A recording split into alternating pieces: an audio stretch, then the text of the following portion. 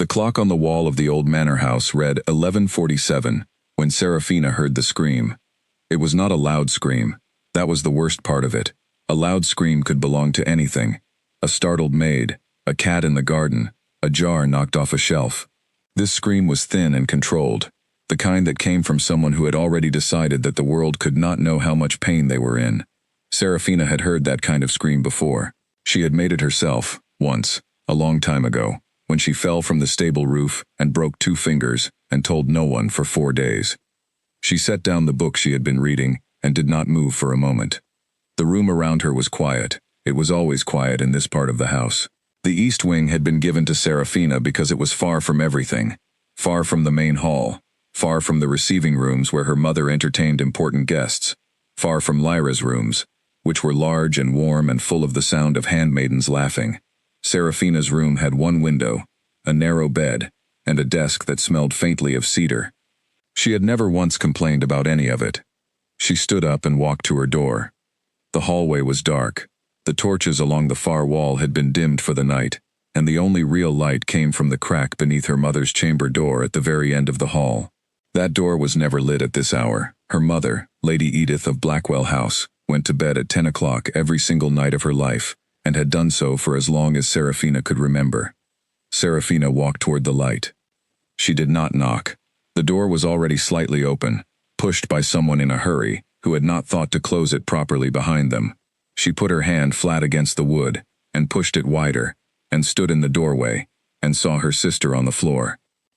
Lyra was kneeling beside the bed, one hand pressed to her stomach, her face the color of old paper. She was wearing her white dressing gown, the expensive one with the small pearl buttons that their mother had ordered from the capital, and the fabric was twisted around her knees from whatever effort had brought her to the floor. Lady Edith was crouching beside her, one hand on Lyra's back, her face rigid with the particular expression she wore, when something had gone very wrong, and she needed to decide, quickly, how wrong exactly. Healer Mortimer was also in the room. He was a small, thin man who usually looked faintly apologetic about his own existence, and he was standing at the foot of the bed holding a glass bottle of something dark with both hands, and staring at Lyra with an expression that was not apologetic at all. No one noticed Serafina for a full 10 seconds. Then her mother looked up. "Close the door," Lady Edith said. Her voice was very steady. Serafina closed the door behind her and stayed where she was. "Lyra," she said. Her sister looked up at her. Lyra's eyes were the same color as Serafina's, that particular shade of green that sometimes looked gray, depending on the light. But right now, they looked dark and sunken, pressed too deep into a face that was too pale. There was something in those eyes that Serafina did not immediately recognize, and then she did recognize it, and the recognition sat in her chest like a cold stone. It was relief. Lyra looked relieved. She was on the floor of their mother's chamber at nearly midnight, clearly in real pain, clearly frightened, and underneath all of it, she looked relieved. "I am sorry," Lyra said, and her voice was a thread. "I could not do it." Lady Edith's hand went still on Lyra's back. Healer Mortimer set the glass bottle down on the bedside table and pressed his fingertips together, and did not look at anyone. "What has she done?" Serafina asked. No one answered her. "Mother," Serafina said, "what has she done?" Lady Edith stood up slowly. She was a tall woman, their mother, taller than most men Serafina had ever met, and straighter, with a spine that seemed to have been made from something harder than bone. She had given both her daughters her green eyes, and her high cheekbones, and very little else. And there were moments when Serafina looked at her, and felt that she was looking at a version of a person with all the softness removed. This was one of those moments. "Lyra has been making herself ill," Lady Edith said. "For the past 3 weeks, she has been taking small amounts of silver leaf extract, enough to make her body unable to complete the bonding ceremony."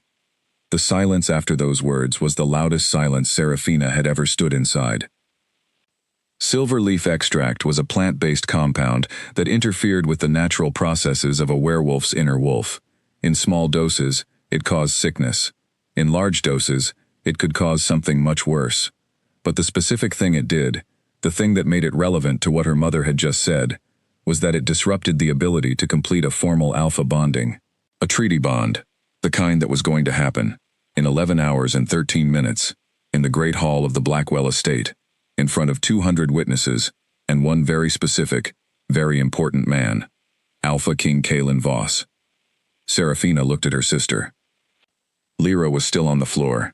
She had her head bowed now, her hair falling forward, and her hands were clasped in her lap. She looked like someone who had done something they had known for a long time they were going to do, and who had spent a very long time being afraid of the moment when everyone else found out. "You did this on purpose," Serafina said. It was not a question. Lyra lifted her chin. "Yes." "For 3 weeks." "Yes." Serafina turned to the healer. "Will she recover?" Healer Mortimer cleared his throat. "Yes. With rest and proper care. The silver leaf levels are concerning but not dangerous at this dose. She will need at least 2 weeks of complete rest before her system clears fully." He paused. "She will not be able to undergo any kind of bonding ceremony in that time." 2 weeks.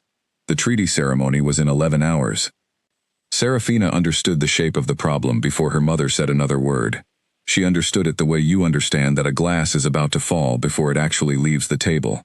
The moment it tips past the point where gravity takes over, you already know what happens next. "Sarah," her mother said. "No," Serafina said. "Listen to me. I know what you are going to say, and the answer is no. There is no other answer." Lady Edith's voice did not rise. It never rose. That was somehow worse than shouting. "If there is no ceremony tomorrow, the treaty is broken. If the treaty is broken, Alpha King Kalen has the right, under the agreement your father signed 3 years ago, to take this territory by force. There will be no negotiation. He will not ask twice." Serafina felt something cold move through her. "I am not Lyra," she said. "You have her face. I am not Lyra. You have her voice, her height, her coloring." Lady Edith crossed the room. She stopped directly in front of Serafina and looked at her with those hard green eyes that gave away nothing. "No one at that ceremony has ever met Lyra in person. The king has only seen the painted portrait that was sent with the treaty documents. The court knows her only by reputation." "He will notice," Serafina said. "He is not an ordinary man, Mother. He is an Alpha King. They say he can—" "They say many things about him," Lady Edith said. "Most of what is said about Kalen Voss is designed to frighten people into submission. I will not make decisions based on stories." Serafina looked at her sister. Lyra was watching her from the floor. Still that relief in her eyes, buried under the guilt, under the pain, under whatever else she was feeling. The relief was still there. It had been there since the beginning of this conversation, and it did not go away. "You planned this," Serafina said to her quietly. "You planned all of it. You planned that if you could not get out of this yourself, I would be standing in this room when the truth came out. You planned that I would be the solution." Lyra closed her eyes. "I did not plan you," she said. "I planned for myself. I planned to be too ill to stand at an altar. What happens after that is not something I arranged." "But you knew what would happen," Serafina said. Lyra did not answer. Serafina turned back to her mother. "And you? What do you think? What do you actually think about asking me to do this? Not what the treaty demands. Not what father would have wanted. What do you think?" Lady Edith was quiet for 3 full seconds. That was a long time for her. "I think," she said carefully, "that you are the only person in this house who is capable of doing this. I think that you have always been quiet, and careful, and very good at going unnoticed. Those are not qualities I have ever properly valued. I am telling you now that I value them." It was, Serafina realized, the most honest thing her mother had ever said to her.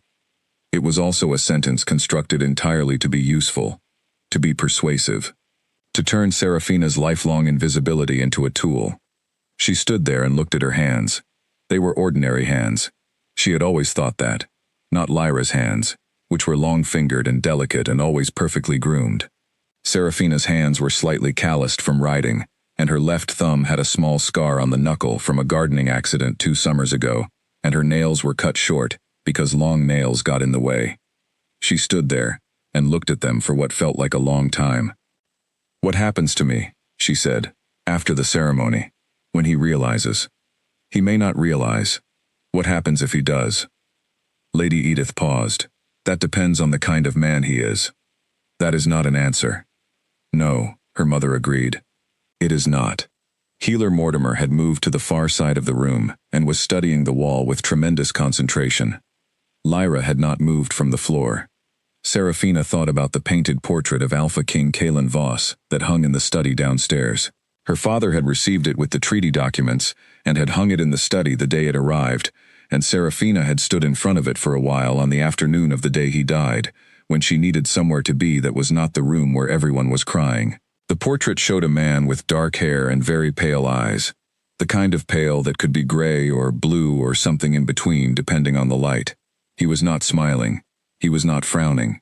His expression was the expression of someone who had decided, once, what their face would do in the presence of a painter, and had done it perfectly and without effort.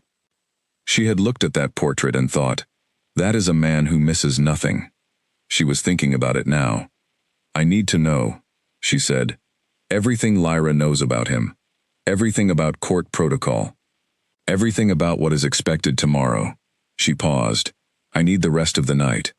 Her mother made a sound that was not quite relief, and not quite approval, and was something in between them both.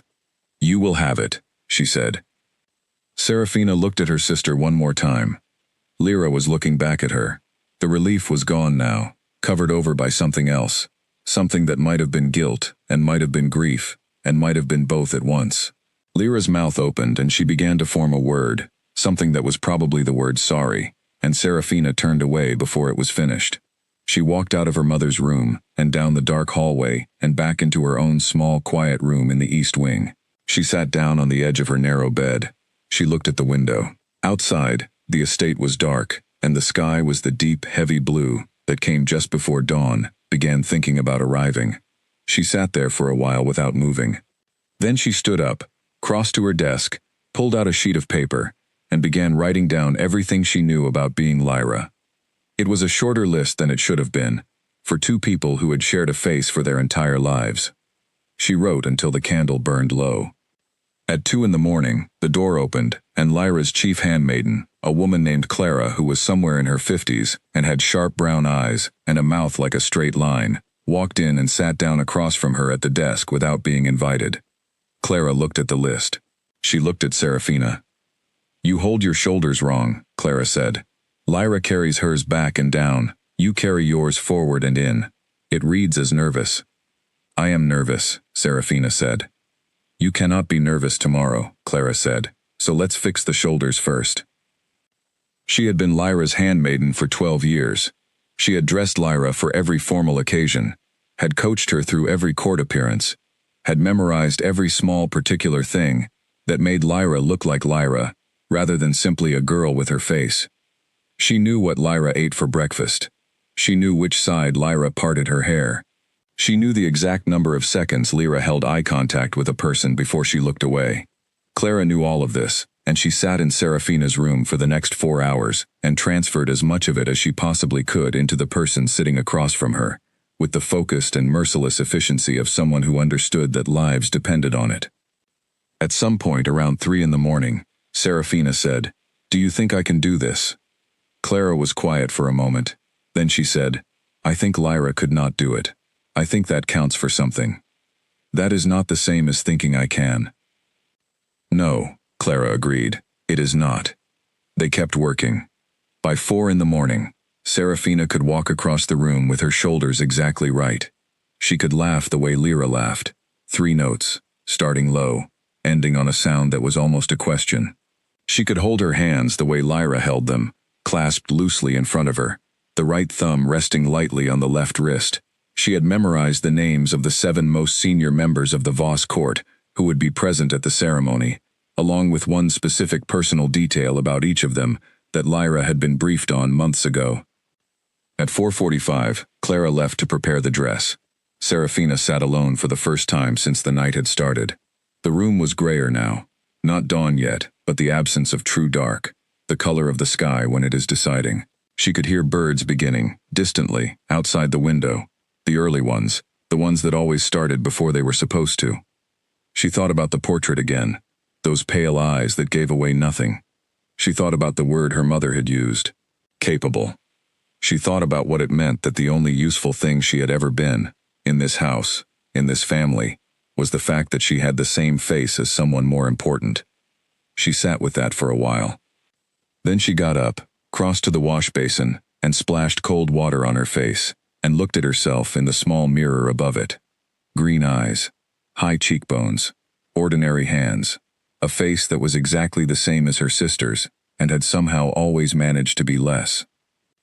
"You can do this," she said to the face in the mirror. The face in the mirror did not look convinced.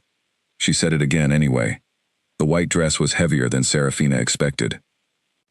She had seen it before, had watched Clara and 2 other handmaidens carry it through the hallway past her door the previous week, sealed in a cloth cover, and handled with the careful reverence that expensive things attracted in this house. She had not touched it. It had not been for her. Now Clara was fastening the last button at the back of her neck, and Serafina stood in the center of Lyra's dressing room and felt the weight of the fabric settle across her shoulders, and tried not to think about what the weight meant. The room smelled like Lyra. That was the first and most immediate problem. Everything in it smelled like her twin, the particular combination of rosewater and cedar that Lyra had used since they were girls, that their mother had always called refined, and Serafina had always privately thought was a little too much. Now the scent was everywhere, on the pillow where the veil was laid out, on the brushes on the dressing table, on the dress itself. Serafina stood inside the smell of her sister and tried to breathe normally. "You are blinking too much," Clara said. "I am not." "You blink when you are anxious. Lyra does not blink more under stress, she blinks less." Clara came around to stand in front of her and looked at her face with the concentration of someone solving a problem. "Think of something that does not trouble you." "Nothing in my life does not trouble me this morning." "Then think of nothing. An empty room. A wall." Serafina thought of the wall in her own room, the plain stone wall that she had looked at every morning for most of her life. She thought of the exact shade of it, the way the light moved across it in the afternoon, the small crack near the ceiling that she had been planning to mention to someone for years. She thought about that wall very deliberately, and her blinking slowed. Clara gave a short nod. Better. There were 3 other handmaidens in the room. None of them were Lyra's usual attendants. Those women knew Lyra too well, and would have known immediately that something was wrong. These 3 had been brought in specifically for this morning, selected by Clara from the larger household staff, young enough that they had not been around when Serafina and Lyra were small children, and identical in the way small children are before they develop into themselves. These 3 knew that they were dressing Lady Lyra Blackwell for her treaty ceremony. They had no reason to think otherwise. They moved around Serafina with practiced efficiency, adjusting the hem of the dress, pinning the veil, setting small jeweled clips into her hair, and they said the polite professional things that handmaidens said during preparations like this: small compliments, soft encouragements, nothing that required a real response. Serafina gave them nothing that was a real response. She watched herself in the large mirror in the corner and practiced the thing Clara had told her to practice, looking without seeing yourself. Lyra, apparently, never truly looked at herself in mirrors. She let her eyes rest on her reflection, the way a person lets their eyes rest on a familiar piece of furniture. Comfortable, proprietary, not searching. Serafina was extremely good at searching. She was a person who checked herself constantly, looking for errors, looking for things that needed fixing, looking for the ways she fell short. She had spent most of her life doing it. She had to stop doing it today. She thought about the wall. At 6 in the morning, there was a soft knock at the door, and her mother walked in. Lady Edith was already dressed. She wore deep blue, the color she always wore at formal occasions, and her hair was arranged in the style she had worn for every public event since Serafina was old enough to notice. She looked, as she always looked, like someone who had decided that a certain version of herself was the correct version, and had never since varied from it by a single degree. She came to stand beside Serafina in front of the mirror. For a moment, neither of them spoke. They both looked at the reflection. Serafina, in the white dress, with Lyra's jewels at her neck, and Lyra's veil waiting on the pillow, and her mother beside her, straight and composed and giving nothing away. "There will be an escort," Lady Edith said. 4 of the king's own guard will arrive at the gate at 9. They will ride with the carriage to the estate hall. There will be a receiving line before the ceremony. Lord Aldrin of the Eastern Pack will be there. He knew your father, so he may try to engage you in conversation. Keep it brief. Lyra was always a little cool with him. Why? Because he has opinions about the treaty that Lyra was briefed not to encourage. Lady Edith paused. The ceremony itself will take approximately 20 minutes. The binding words are traditional. You will not be expected to memorize them in advance. They are spoken by the officiant, and you repeat only the short responses. I will be in the hall. You will be there, Serafina said. Yes. And if something goes wrong? Her mother's reflection met her eyes in the mirror. Nothing is going to go wrong. If it does, Serafina. I need to know what you will do, Serafina said quietly. If he notices, if he says something, or does something, or stops the ceremony, I need to know what you will do. Lady Edith was quiet for what felt like a very long time. I will be there, she said finally. That is what I can tell you. I will be in the room. It was not an answer. Serafina filed it away next to all the other non-answers she had been given in the last 7 hours and said nothing more. At 8 o'clock, Clara knocked on the interior door that connected to Lyra's room and opened it a crack. Lyra was on her feet, barely, with one hand against the bedpost, and she was looking toward the door with an expression that was hard to read across the distance and the dim light. Clara looked between the two sisters. She wants a moment, Clara said. Lady Edith made a small sound. We have an hour. Then we have a moment, Serafina said. She crossed into Lyra's room. Clara pulled the door mostly closed behind her. The two of them stood, facing each other in the early morning light. Lyra was pale and still unsteady on her feet, but her eyes were clear. She had been awake, Serafina suspected, for the same number of hours Serafina had, maybe more. You look like me, Lyra said. Her voice was quiet. That has always been true. Not like this. Lyra gestured at the dress, the veil, the arranged hair. You look like exactly me. I did not expect that. Serafina did not know what to say to that, so she said nothing. I am sorry, Lyra said. I know you said last night that you did not want to hear it, but I need you to know that I am sorry. Not for what I did. I cannot be sorry for that. I tried for 6 months to find another way, and there was none. But I am sorry that you are the one standing here because of it. Tell me one thing, Serafina said. Not anything about the court, or the king, or the ceremony. Tell me one true thing about him. Something that is not in the briefing documents. Lyra looked at her. He wrote to me, Lyra said, twice. Not official correspondence, actual letters, in his own hand. They were short. He is not a man who wastes words. The first one said that he understood the treaty was a formal arrangement, and that he did not expect more from it than what was agreed. She paused. The second one said that he hoped, when things had settled, that we might find a way to talk honestly. Serafina stood very still. That is the thing, Lyra said. I do not know if it makes him better or worse, but it is the thing I kept thinking about. He asked for honesty. Her mouth twisted slightly. And I gave him 3 weeks of silver leaf extract. He will never know about the letters, Serafina said. It was not a question. I burned them, Lyra said. I should not have kept them this long. Serafina nodded once. She turned to go back to the door. Sarah, Lyra said. She stopped. He is not what the stories say. I do not know what he is, but the stories are designed by people who need others to be afraid of him. Lyra's voice was steady but thin, the voice of someone pushing words out through real effort. Go in knowing that. Serafina put her hand on the door. I will try, she said. She went back into the dressing room and stood in front of the mirror again and looked at herself, and she practiced looking at herself the way Lyra had always looked, comfortable and proprietary and not searching at all, while Clara placed the veil over her head and secured it with pins. The carriage arrived at 9:05. 4 guards in the king's colors, deep charcoal and silver, were at the gate, and they were professional in the specific way that the best soldiers are professional, which is to say, that they were completely silent and gave nothing away. 2 of them helped hand Serafina into the carriage. They were careful, not warm, not cold, careful. Her mother rode in a separate carriage, 10 feet behind. The drive from Blackwell House to the estate hall was 20 minutes. Serafina had driven it hundreds of times. She knew every turn, every stone bridge, every particular stretch of road where the trees grew close together and the light went green and dim. She knew this road the way she knew her own hands.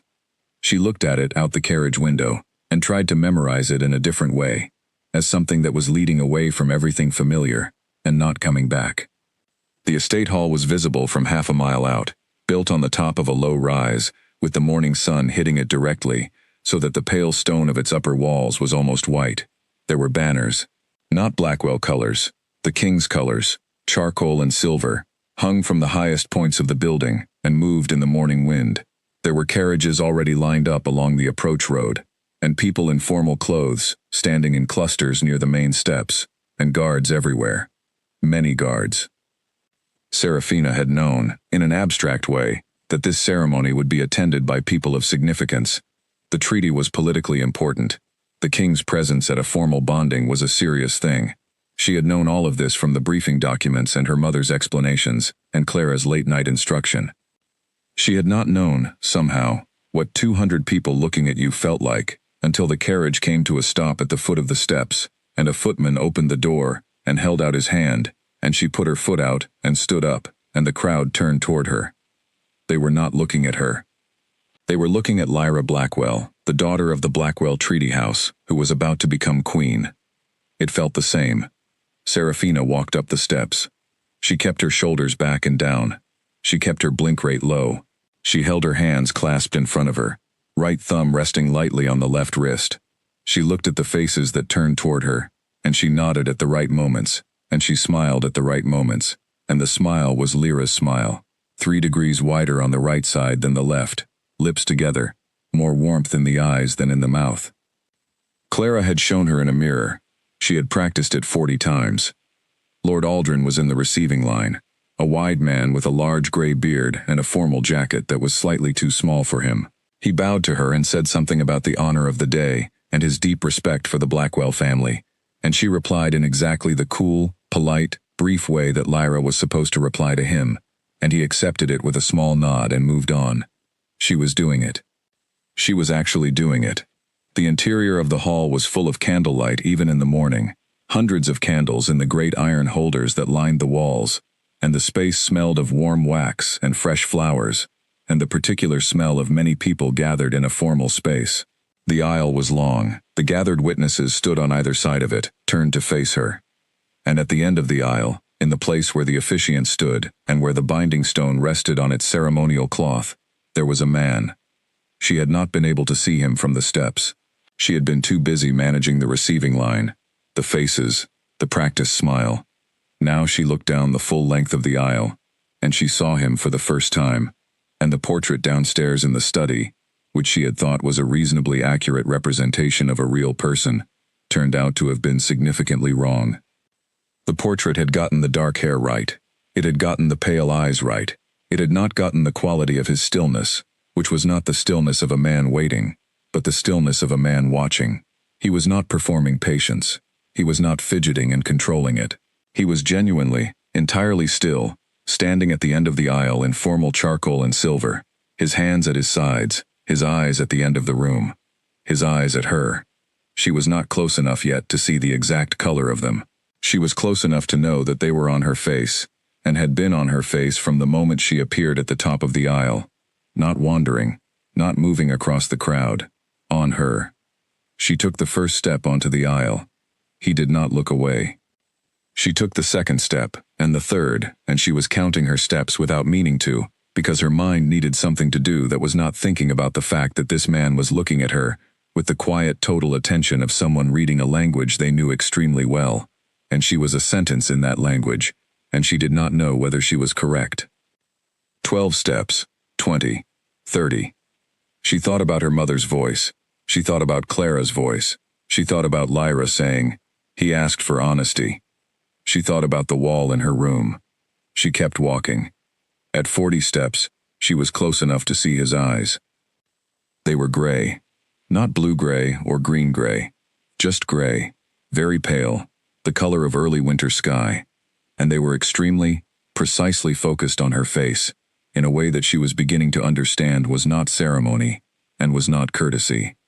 He was not greeting her. He was reading her. She kept her shoulders back. She kept her hands still. She kept her face in Lyra's expression, composed, appropriate, with exactly the right amount of feeling for the occasion. She reached the end of the aisle. She stopped. He held out his hand. She looked at his hand for exactly 1 second, the 1 second that Lyra would have taken, not from hesitation but from composure, and then she placed hers in it. His grip was neither gentle nor rough. She had been braced for one or the other, and she had been wrong to brace for either. It was exact. His hand closed around hers the way you close a hand around something you have already measured, and the precision of it was somehow the most unnerving thing that had happened to her in the last 11 hours. She stood beside him and looked at the officiant. She did not look at him. She could feel him looking at her. The ceremony began.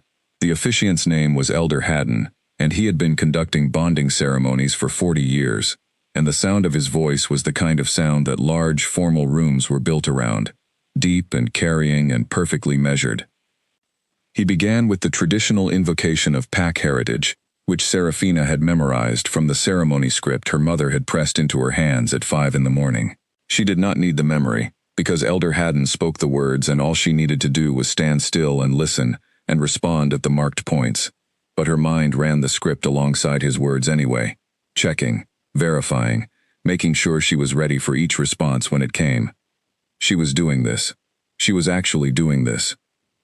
The binding stone sat on its cloth between them and the officiant, a pale river stone, round and smooth, old enough that the natural markings on its surface had been worn to a faint softness. It was traditional, ordinary, almost.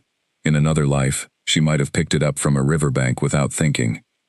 She kept her eyes on the officiant. Kalen Voss stood to her left, 12 inches away, and she was aware of him the way you are aware of a fire in a room, not because you are looking at it, but because your body registers the heat and the light and the sound at every moment without being asked. He was quiet, completely quiet. No shifting of weight, no small sounds of breath, nothing. He had been this way since she reached the end of the aisle, and she had the unwanted thought that most people, even those trained in formal settings, made small unconscious sounds and movements during a ceremony this long. They did not think about it. It was simply the noise of a person existing. He was not making that noise. It was the first strange thing she had noticed about him, and she filed it away in the part of her mind that was doing nothing but cataloging. 15 minutes into the ceremony, a wolf in the crowd made a sound. It was not a howl, not anything as overt as that. You did not howl inside a formal hall during a king's bonding ceremony, unless you had a death wish. It was something quieter and more instinctive than a howl. A low sound from the chest, less than a second. The kind of sound a wolf makes when it recognizes something it was not expecting to recognize. Serafina knew the sound.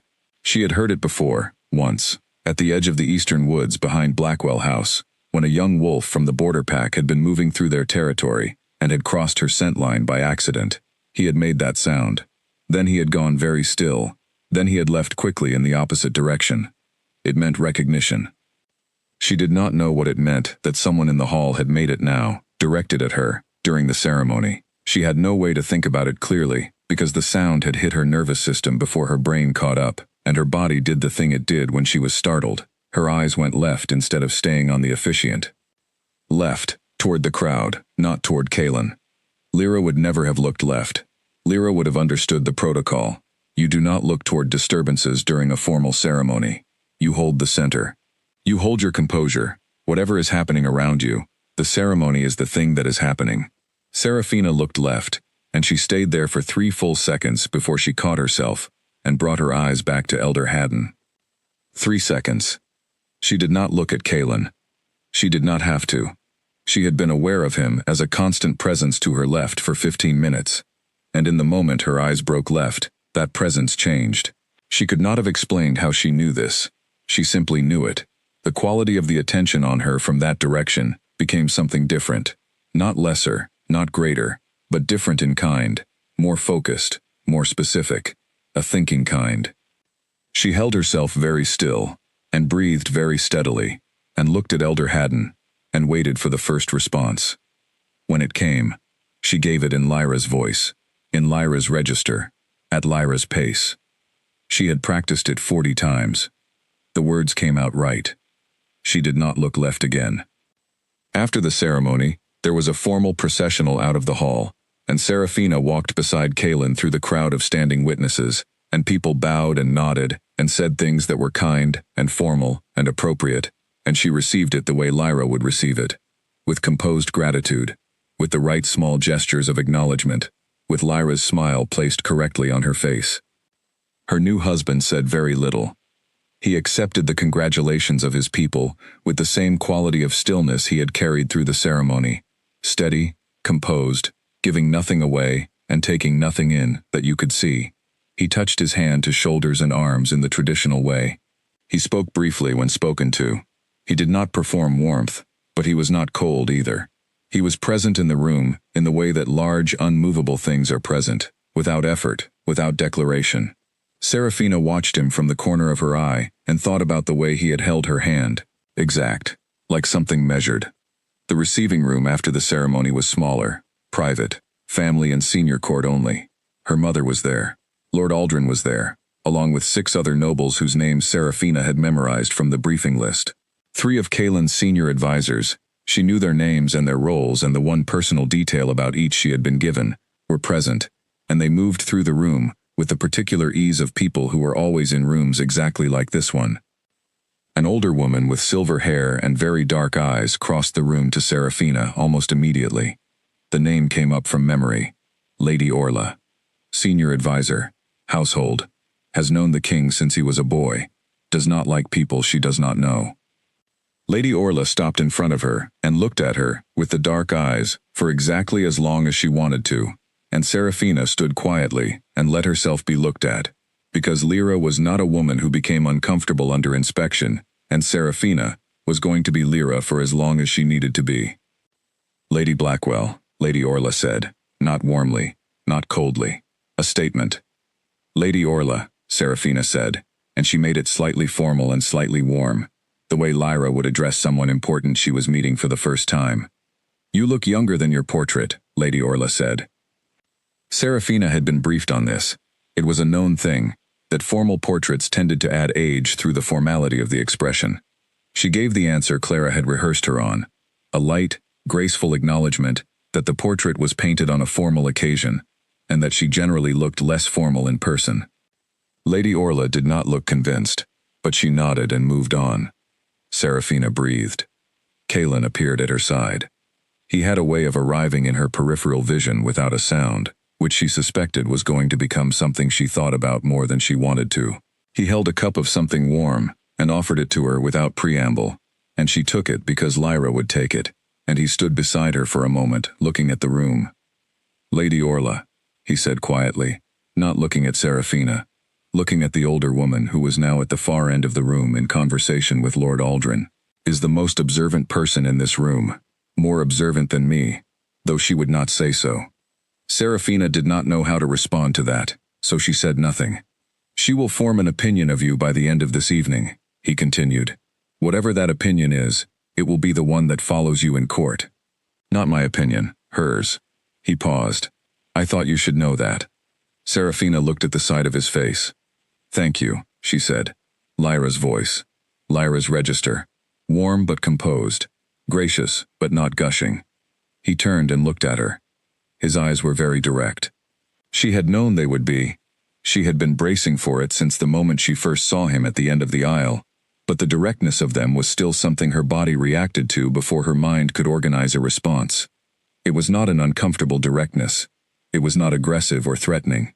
It was simply the look of someone who had decided that the most efficient way to understand a thing was to look at it completely, with nothing held back. She held the look. She held it the way she had practiced, the way Lyra held it, with composure and a small degree of warmth.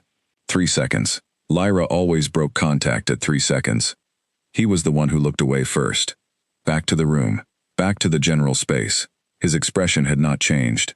Nothing in his face had given her any information about what he was thinking.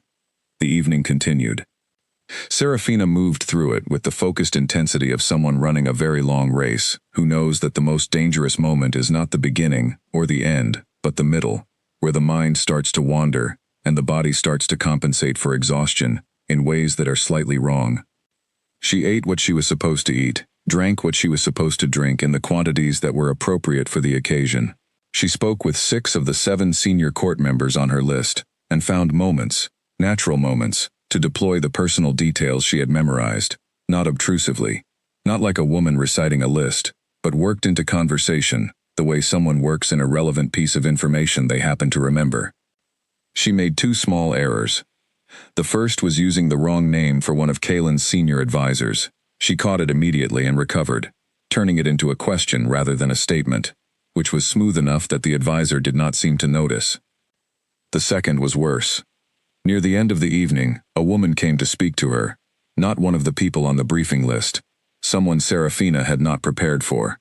A young woman, perhaps 19, with auburn hair and a nervous energy that she was working hard to contain.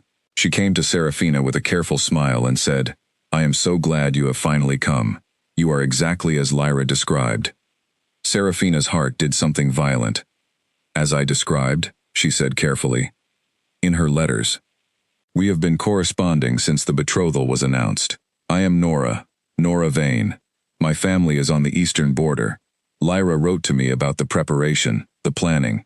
She said she was looking forward to having someone near her age in the court." The girl smiled, genuine and warm and slightly nervous. "I have been looking forward to meeting her. You. For months." There were letters.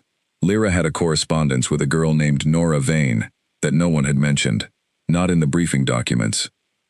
Not in Clara's 4 hours of instruction, not by their mother. Letters, which meant specifics, details, private things, the kind of things a person writes to a friend they have not yet met, which were often more revealing and more intimate than anything that appeared in a formal document. Serafina looked at Nora Vane's open, friendly face and thought very fast. "Of course," she said. She let warmth into her voice, the genuine kind, which was easier to do with this girl than with Lady Orla, because there was nothing threatening about her. "I have been looking forward to it as well. Please, tell me, are you staying for the full celebration? I would like very much to speak with you properly." Nora Vane's face lit up.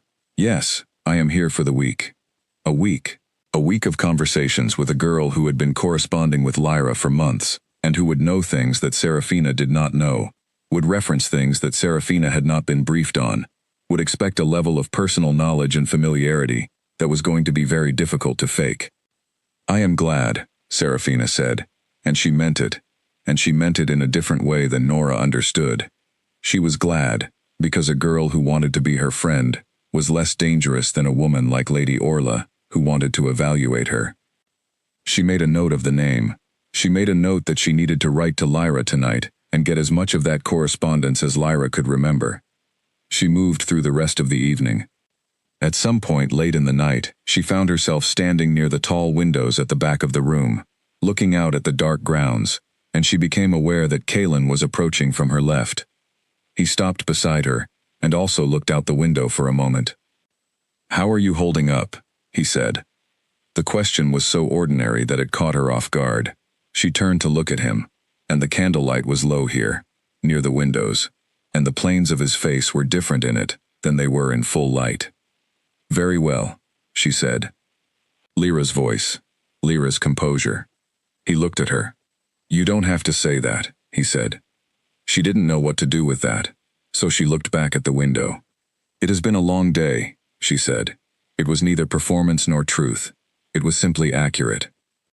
Something passed across his face, not quite a smile. Something more interior than that. The small expression of a person who has heard something land in an unexpected way and is deciding whether to acknowledge it. He looked back at the window. "Yes," he said. "It has." They stood there in silence for a while, side by side, looking out at the dark grounds where the ceremonial torches were burning low, and Serafina thought about the letter he had sent Lyra, the second one, the one about talking honestly, and she thought about the fact that she was not Lyra, and that the man standing beside her did not know that, and that she had spent 14 hours being someone else, and the muscles of her face were beginning to hurt from the sustained precision of it. She thought about how strange it was that the most peaceful moment of the entire day was this one, standing beside the man she had most reason to be afraid of, neither of them saying anything, looking out a window. She filed that away too, in the part of her mind that was collecting things she did not know what to do with yet. The evening ended late. When it finally did, Serafina walked to the room that had been prepared for her, for Lyra, for the Queen, and sat on the edge of a bed that was not her narrow bed in the east wing of Blackwell House. and she put her face in her hands and let herself shake for exactly 2 minutes. Then she stopped. She sat up straight. She had made it through the day. 1 day down. She had no idea how many more there were. 3 days into her new life, Serafina stopped flinching every time someone called her by her sister's name. She would not have called it progress, exactly. It was more like the way your body stops jumping at a loud noise after you have heard it enough times. The name Lyra stopped landing on her chest, like something thrown, and started sliding past her, the way words do when you have heard them too many times, to really hear them anymore. This was useful. She was not sure it was healthy. She filed it under things to think about later, which was a rapidly growing category. The palace was large in the way that places built for power are large, not just in physical size, though it was certainly that, but in the way it organized itself around importance. Every room was designed to remind you of something. Every corridor had a weight to it. Even the gardens, which Serafina discovered on her second morning when she could not sleep, and walked outside before anyone was awake, had the feel of spaces that had been planned specifically, where no plant was where it was by accident. She liked the gardens despite all of this. She liked them because they were the one place she could be alone, and being alone was the only time she was not performing. She went there every morning at 5, before the household woke. On the 4th morning, she found Kalen already there. He was at the far end of the main garden path, standing near the stone wall that bordered the eastern edge, looking at something in the wall. A crack, or a plant growing in the crack. She could not tell from the distance. He was wearing plain dark clothes, nothing ceremonial, nothing formal, and he looked like a completely different person than the man who had stood at the end of the aisle. Not smaller exactly, more ordinary, more like a person, and less like a position. She stopped when she saw him. Her first instinct was to turn around. Her second instinct told her that Lyra would not turn around. Lyra would approach. Lyra was the queen here, and these were her gardens too, and she would not retreat from her own husband in her own garden at 5 in the morning. Lyra was not a woman who retreated. Serafina was a woman who retreated, but she was not Lyra. She kept walking. He heard her when she was about 20 feet away. She did not try to be quiet. That would have been stranger than just walking normally. And he turned when her footsteps reached him. He looked at her for a moment, and then he looked back at the wall. There is a type of moss that only grows in cracks on the north face of old stone, he said. It is specific to high altitude. This wall is not high altitude. I have been wondering about it for 2 years. She came to stand beside him and looked at the wall. The moss was small and deeply green, and hugging the stone in that determined way that moss has, like it is holding on. Perhaps it arrived on something, she said. A shoe, a cartwheel, something that came from higher ground. He considered this. That is the most likely answer. I dislike the most likely answer. Why? Because it is what you reach for when you have stopped looking at a thing properly, he said. The most likely answer is the answer you give when you have run out of patience. She looked at the side of his face. He was looking at the moss. What would the less likely answer be? She asked. I don't know yet. That is the point. They stood for a moment in the early morning quiet, looking at the moss in the crack. It was the most normal conversation she had had in 4 days, and it was with the person she had most reason to be terrified of, and she did not know what to do with that. You are here early, he said. Not an accusation, just an observation. I don't sleep well in new places, she said. And this was true in a way that had nothing to do with Lyra, and everything to do with herself. And she let herself say it, because it was the most natural thing that had come out of her mouth in days. He nodded. Neither do I. She looked at him. That surprises you, he said. He was still looking at the moss. A little. People assume that authority comes with its own peace, he said. It doesn't. It comes with its own version of the night. She did not know what to say to that, so she said nothing. The garden was full of the sounds of early morning. Birds, distant water, the wind moving through the upper branches of the trees at the wall. After a while she said, May I ask you something? Yes. What was it like? The ceremony? From your position? She felt the question was something Lyra might ask. She felt it was also something she genuinely wanted to know, and she could not always separate those two anymore. He was quiet for a moment. Formal, he said finally. Correct. Another pause. Longer than I expected. You have done this before? No. He said it without inflection, but it landed with a certain weight. This was the first time. She stood there with that sentence. It must have been strange, she said carefully. Meeting someone for the first time in that way, in front of so many people. Yes, he said. It was strange. He turned and looked at her. She held still. She kept her face composed, kept her shoulders back and down, kept herself in Lyra's posture. But there was something about the way he was looking at her, that precise, complete attention she had noticed at the ceremony, that made her feel the particular vulnerability of a person who knows they are being read and cannot stop it. What? She said. Lyra's register. Calm, slightly curious. Nothing, he said. He looked back at the wall. I am just looking. She did not like that answer. She did not ask him what he meant by it. They stood for another few minutes, and then she said she needed to go back inside for breakfast, and he said he would be in shortly, and she walked back up the garden path in the early light and did not look back. She spent the morning with Lady Orla. This had not been her idea. The schedule that had been arranged for her transition into the court had been put together by the household, and it included daily orientation sessions with various senior court members, and today's session was with Lady Orla, who arrived at Serafina's rooms at 9 o'clock precisely, carrying a leather folder and an expression that suggested she had not yet decided how much of her time this was worth. They sat across from each other at the writing table, and Lady Orla walked her through the formal structure of the court, the protocols for public appearances, the expected conduct at the formal meals that were held 3 times a week, and the specific things that the Queen of the Vospak was required to do, versus the things that were traditional, but not required. Serafina listened and asked questions. Not too many questions. Lyra would not ask too many questions, because Lyra had been preparing for this role for months, and would have absorbed the basic information already. But enough questions that she was engaged, that she appeared to be clarifying, and not starting from nothing.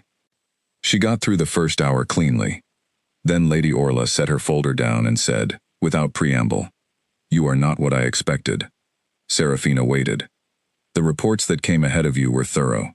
They described a woman of particular quality. Cultured, practiced." Lady Orla looked at her. "You are cultured, you are practiced, but you are not exactly the woman the reports described." "Reports are prepared by people," Serafina said carefully. "They reflect the intentions of the person writing them as much as the subject." "That is true," Lady Orla said, "and it may be entirely the explanation." She looked at Serafina for a long moment. "I am not yet certain." "Of what?" "Of you," Lady Orla said simply. Serafina held the look. "I would be disappointed if you were," she said. "A woman who could be certain of someone she met 3 days ago is not a woman worth impressing." Something shifted in Lady Orla's face, not warmth exactly. Something more restrained than warmth. "You are more direct than the reports suggested," Lady Orla said. Perhaps the reports were working from a portrait. A pause. The closest thing to a smile Serafina had seen on Lady Orla's face appeared in a very controlled way at the corner of her mouth. "We will get along," Lady Orla said, and it sounded like a decision that had been reached after some deliberation, and Serafina understood that this was the best possible outcome of this conversation, and did not push further. The afternoon brought a series of formal introductions to members of the household staff, the people who managed the physical running of the palace, and who would report directly to Serafina in her role as queen. There were more of them than she expected. Heads of various departments, senior staff, the people responsible for everything from the library, to the stables, to the formal garden she had been in that morning. She handled them well. She thought she handled them well. She was moving through the afternoon on momentum, on the trained reflexes of the past 4 days, on the notes she was making every night in her room, in a small leather journal she had found in the desk. Notes about the people she met, the specific details she needed to remember, the errors she had made, and the ways she had recovered from them. She was building a picture, not of a role, of a life. It was strange, building a picture of a life that was not yours. It was stranger that some parts of it seemed, in small ways, to fit. She had not expected to be good at the formal conversations. She had expected to barely survive them, but she was discovering that the skills she had developed over years of being the less noticed twin, the careful listening, the watching, the ability to read a room and understand what it needed, were exactly the skills that the role required. Serafina had attention, which was invisible and, it turned out, equally effective. That evening, at the formal dinner, she sat at the high table and managed a conversation with 3 different senior advisors simultaneously, which required a kind of multi-channel attention that she had not known she was capable of until she was doing it. She noticed Kalen watching her from the other end of the table, not staring, not in a way that anyone else would have caught. He was engaged in his own conversation, attending to the man on his right who was saying something at length about border management. But every few minutes his eyes moved to her. Not a glance, not a scan of the room, but a brief and specific return to her face, the way you return to a page you were reading when something interrupted you. She pretended not to notice. After the dinner, there was a short formal reception that lasted an hour, and then the evening was done. Serafina walked back to her rooms with her handmaids, 2 young women who had been assigned to her, and who seemed entirely willing to accept her as the person they were told she was, and she let them help her out of the formal dress, and into something comfortable.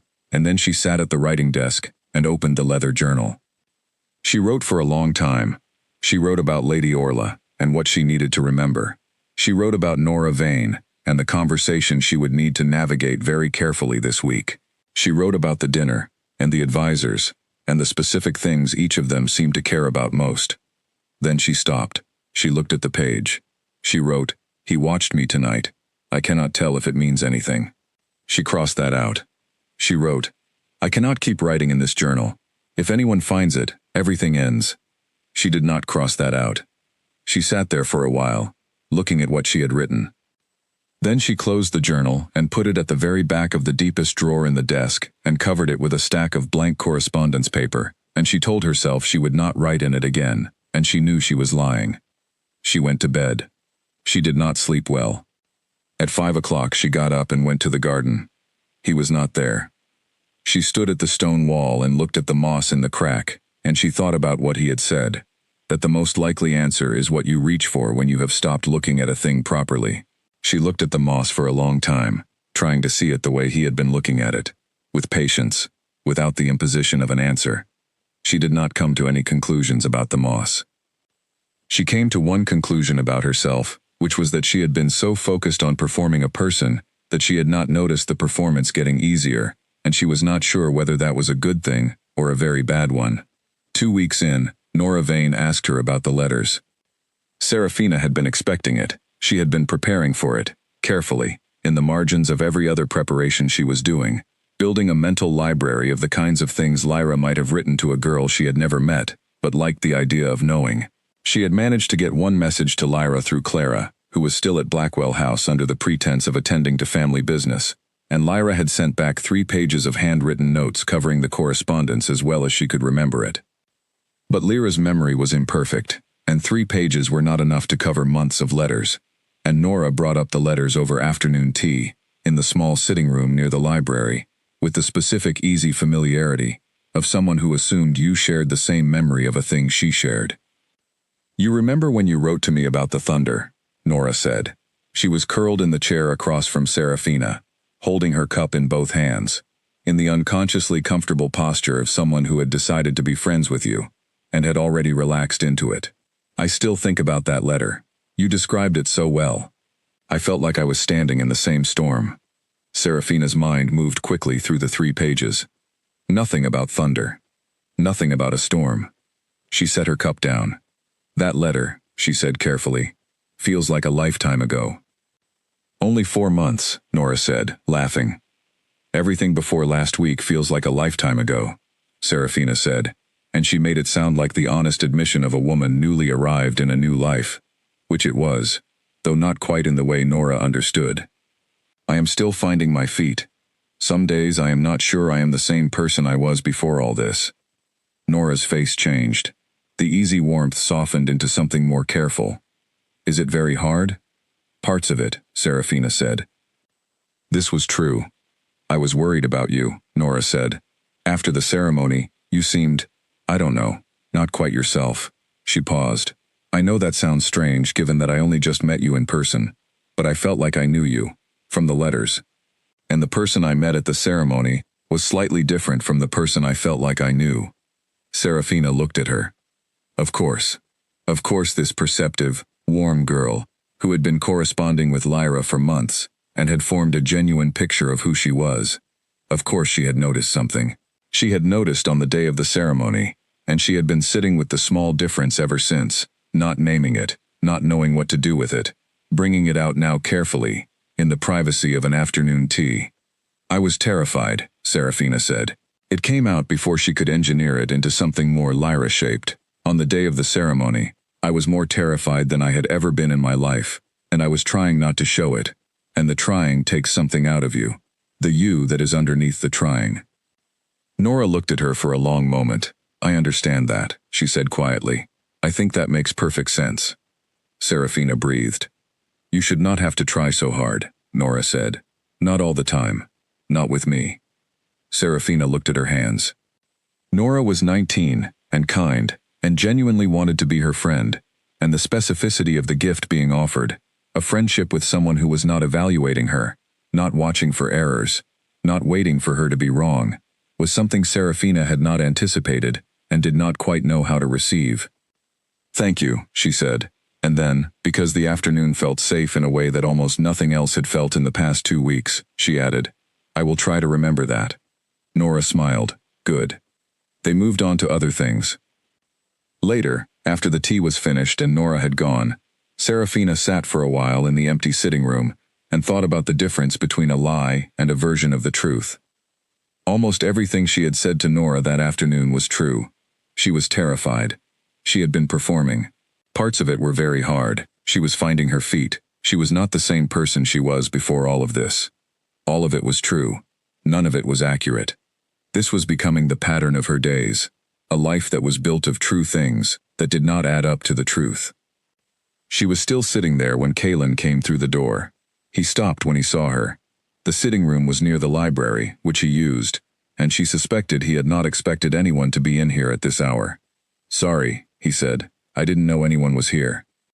It's all right, she said. She started to get up. You don't have to leave, he said. She sat back down. He came into the room and went to the small bookshelf near the window and ran his hand along the spines of the books there, looking for something specific. He found it, a thin volume, older than the others, with a faded cloth cover, and took it down. He looked at it for a moment and then came and sat in the chair that Nora had been in, across from Serafina. She looked at the book. Title charts? She said.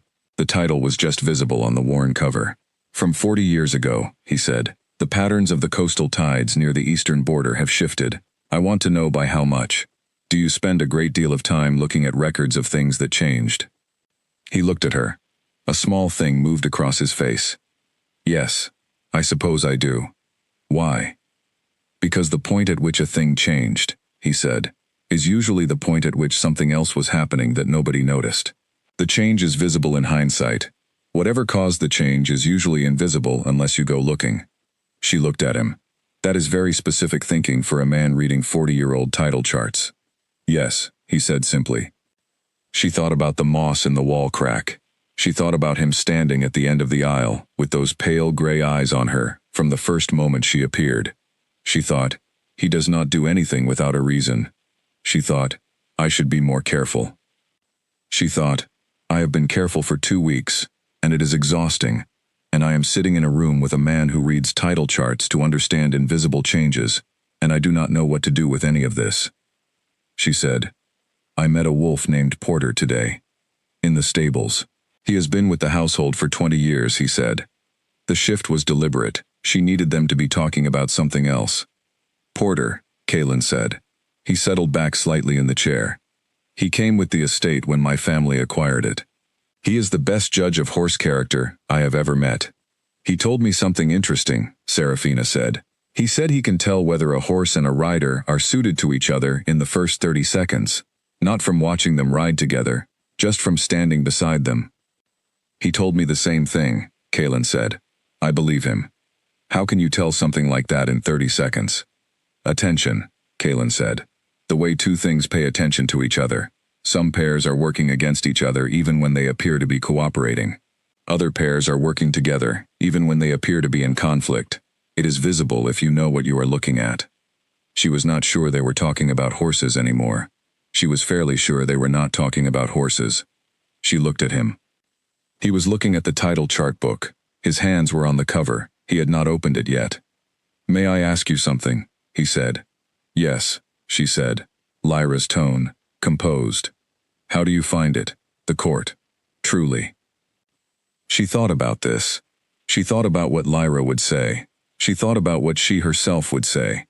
She looked for the overlap, the place where both answers lived. "I find it larger than I expected," she said carefully. "Not in size, in the way it has its own weather. Its own particular moods that have very little to do with anything happening outside it. You can feel it in the air on certain days. The whole court shifts, and you cannot always find the source." He looked at her. "That is a good description," he said. "It is exhausting," she added. And this was pure truth, and she said it before Lyra could stop her. Paying attention to weather when you are trying to exist inside it. He was quiet for a moment. "Yes," he said. "It is." They sat in the room for a while after that, not quite in silence. He read his title charts, and she had nothing to read but looked out the window at the garden in the late afternoon light, and it was the second most peaceful moment she had had since the day of the ceremony, and she did not know what to do about the fact that both the first and second most peaceful moments had been in this man's company. At the formal dinner that evening, something happened. She was seated across the table from Lord Gavin, a man in his 40s, with the specific manner of someone who was used to being the most interesting person in a room, and had arranged his personality accordingly. He had been at the ceremony, and was staying through the week for ongoing treaty discussions, and he had a habit of directing conversation toward himself, through the technique of appearing to be very interested in other people. He was talking about the bonding ceremony. Not this one, a different one that had occurred at the northern border 2 years ago. A formal ceremony that had apparently gone wrong, in some minor way, that Lord Gavin had been present for. "The remarkable thing," Lord Gavin said, swirling his cup, "is that the participants did not know. They went through the full ceremony completely convinced that nothing was wrong, but those of us watching could see it. The bond didn't take. You can see it, if you know what to look for. There's a specific moment, just at the completion of the vows, where the bond registers. If it isn't there, the ceremony is void, regardless of what was said." Serafina's hands stilled in her lap. No one noticed. Everyone at the table was looking at Lord Gavin. She kept her face entirely still. "The bonding stone," Lord Gavin continued cheerfully, "goes dim. Just for a second.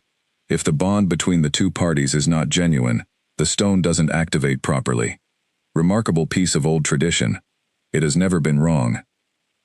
Serafina looked at the flower arrangement in the center of the table and thought, very carefully, about breathing. She thought about the ceremony, the pale stone on its cloth, Elder Haddon's voice, the responses she had given in Lyra's voice, Kaylin's hand, exact and measured, around hers. She did not know what the stone had done. She had not been looking at the stone. She had been looking at the officiant, managing her breath, counting her paces, holding herself together. She had not looked at the stone at the moment of completion. She did not know what the stone had done. She looked up from the flowers and found Kaylin's eyes across the table. He was looking at her. Not at Lord Gavin. Not at the table. Not at the room. At her. With those pale gray eyes that missed nothing and were not doing her the mercy of looking away. She held the look. She kept her face composed. She kept her hands still. She kept her shoulders back and down. She thought about the wall in her room. She thought about the stone going dim. She thought about what it would mean if it had. She thought, he is watching me because he heard exactly what I heard from Lord Gavin, and he is watching to see what I do with it, and whatever I do will tell him something. She looked away first. Back to the flowers. Back to the conversation around the table. Lord Gavin had moved on to a different topic, and the table had moved with him. She picked up her cup. Her hand was perfectly steady. She was beginning to frighten herself, a little, with how steady her hands could be. She found out about the stone on a Thursday afternoon, 3 weeks after the ceremony, in the most ordinary possible way. She had been in the library, his library, the main one on the second floor, with the tall windows that looked out over the eastern courtyard, looking for something to read that was not about court protocol, or pack history, or the formal traditions of the Voss territory.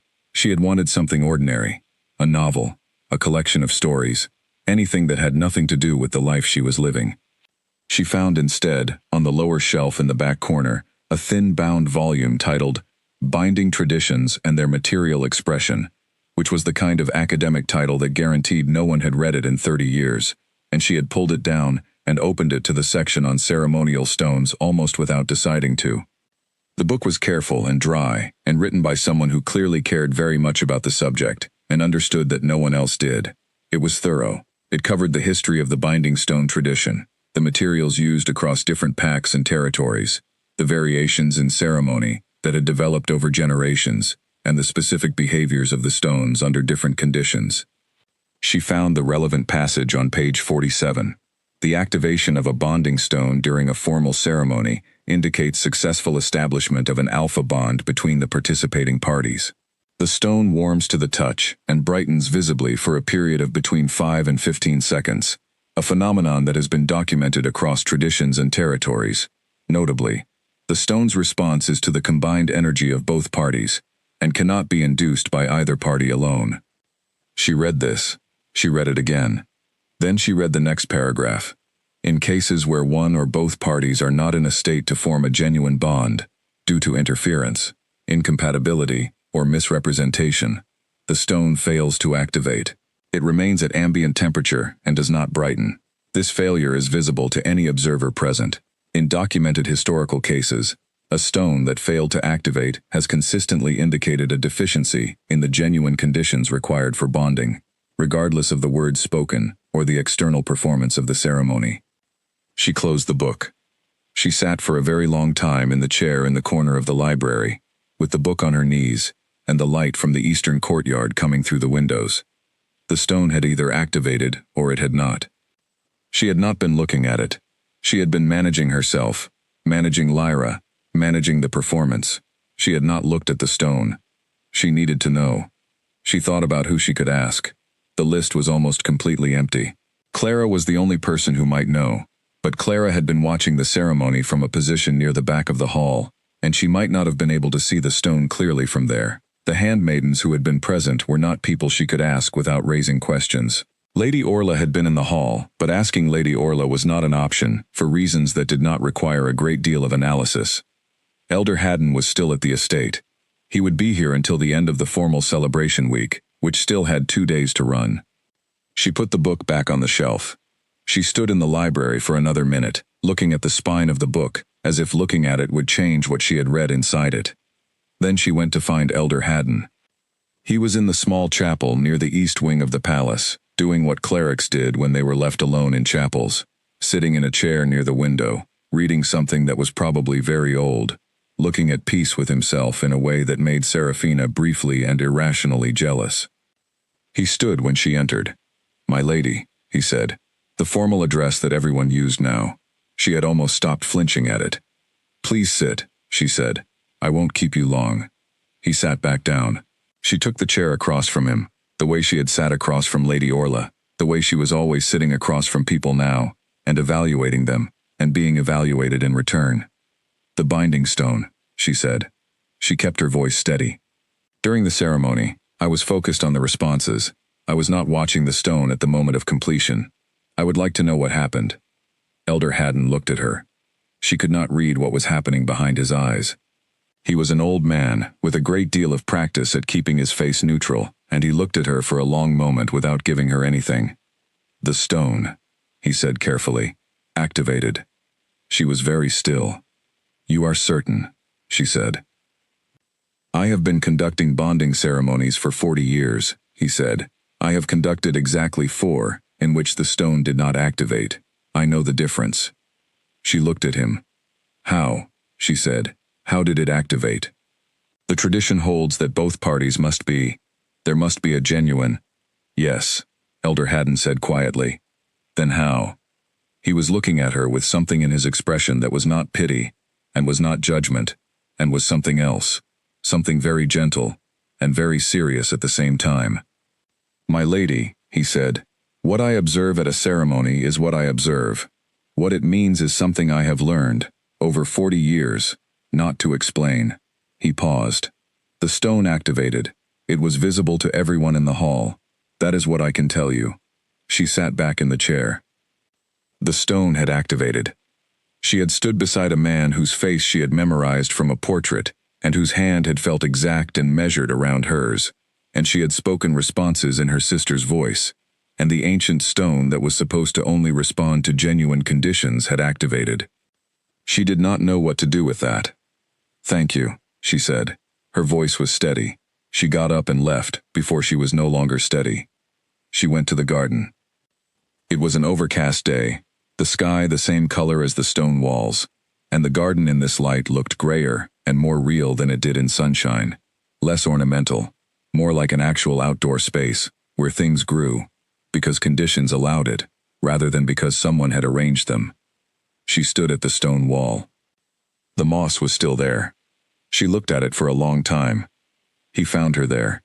She heard him before she saw him, his footsteps on the garden path, unhurried, and then he was beside her, looking at the wall, and she had the thought that of all the ways this moment could have arrived, this was the way it was most like him. No preamble, no announcement, just appearing in the place where the thing needed to be addressed. "You spoke with Elder Haddon," he said. It was not a question. She said nothing. "He did not tell me what you asked," Kaylin said. "He simply told me that you had spoken with him. He has a way of telling me things that are not statements." He looked at the wall. "The stone activated," he said. "In case you were uncertain." "I know," she said. "He told me." "Good." They stood there. She was waiting for him to say something more, and he was not saying it, and the waiting was worse than anything he might actually say. "I would like to ask you something," she said. "I would like you to answer honestly." "Yes." She turned to face him. "Do you know?" she said. He turned and looked at her. She watched his face. She watched it the way she had learned to watch faces in the past weeks, for the small movements, the tiny adjustments that gave a thought away before the mouth was ready to speak it. She had gotten quite good at this. She saw nothing. He looked at her for a long moment. "Know what?" he said. And his voice was perfectly even, and his face gave her nothing, and she stood there with the question sitting between them like the binding stone between them at the ceremony, and she could not tell. She genuinely, truly could not tell whether he was asking because he did not know, or whether he was asking because he had already decided exactly what he wanted her to say. "Nothing," she said. She looked back at the wall. "I was thinking about what you said," she said, "about the most likely answer. I think you were right, that it is what you reach for when you are out of patience. But I think sometimes the most likely answer is also the true one, and the problem is that the truth is boring, so we look for other explanations." He was quiet for a moment. "What are you trying to explain?" he asked. She gestured at the moss. "The moss," she said. "A cartwheel." "That is still what I think." He looked at the moss. "Perhaps," he said. The conversation folded back into the garden, into the gray afternoon, into the specific silence of two people who are standing next to a thing they are not quite talking about. She had not answered his question. He had not pressed her on it. She went to dinner that evening and sat at the table and performed the role with the precision she had built up over 3 weeks, and it was only when she was in bed that night in the dark that she let herself think about what Elder Haddon had told her. The stone had activated. She had stood in front of 200 people and spoken her sister's vows, and held her sister's posture, and worn her sister's face, and the ancient stone that knew the difference had activated. She lay in the dark for a long time. At some point, hours later, a thought arrived that she tried to push away, and could not. The stone responded to the genuine conditions required for bonding, the book had said. Not the words, not the names, the genuine conditions. She was not Lyra. The stone had not known she was supposed to be Lyra. The stone had simply responded to what was there. She did not know what was there. She put her face in the pillow. She lay like that for a while. Then she sat up and looked at the dark ceiling, and decided, firmly, that she was not going to spend any more of this night thinking about it. She was going to sleep. She was going to wake up tomorrow and go to the garden at 5, and look at the moss in the wall, and practice not searching for answers she was not ready to find. She did not sleep. She watched the ceiling until it started to get light. Then she got up and went to the garden, and the moss was where it always was, steady in its crack, holding on to the stone with the focused persistence of something that had decided this was its place, and was not interested in explaining itself further. She stood and looked at it for a long time. She thought, I do not know what I am doing here. She thought, I am more afraid right now than I was on the day of the ceremony. She thought, I do not know which thing I am afraid of.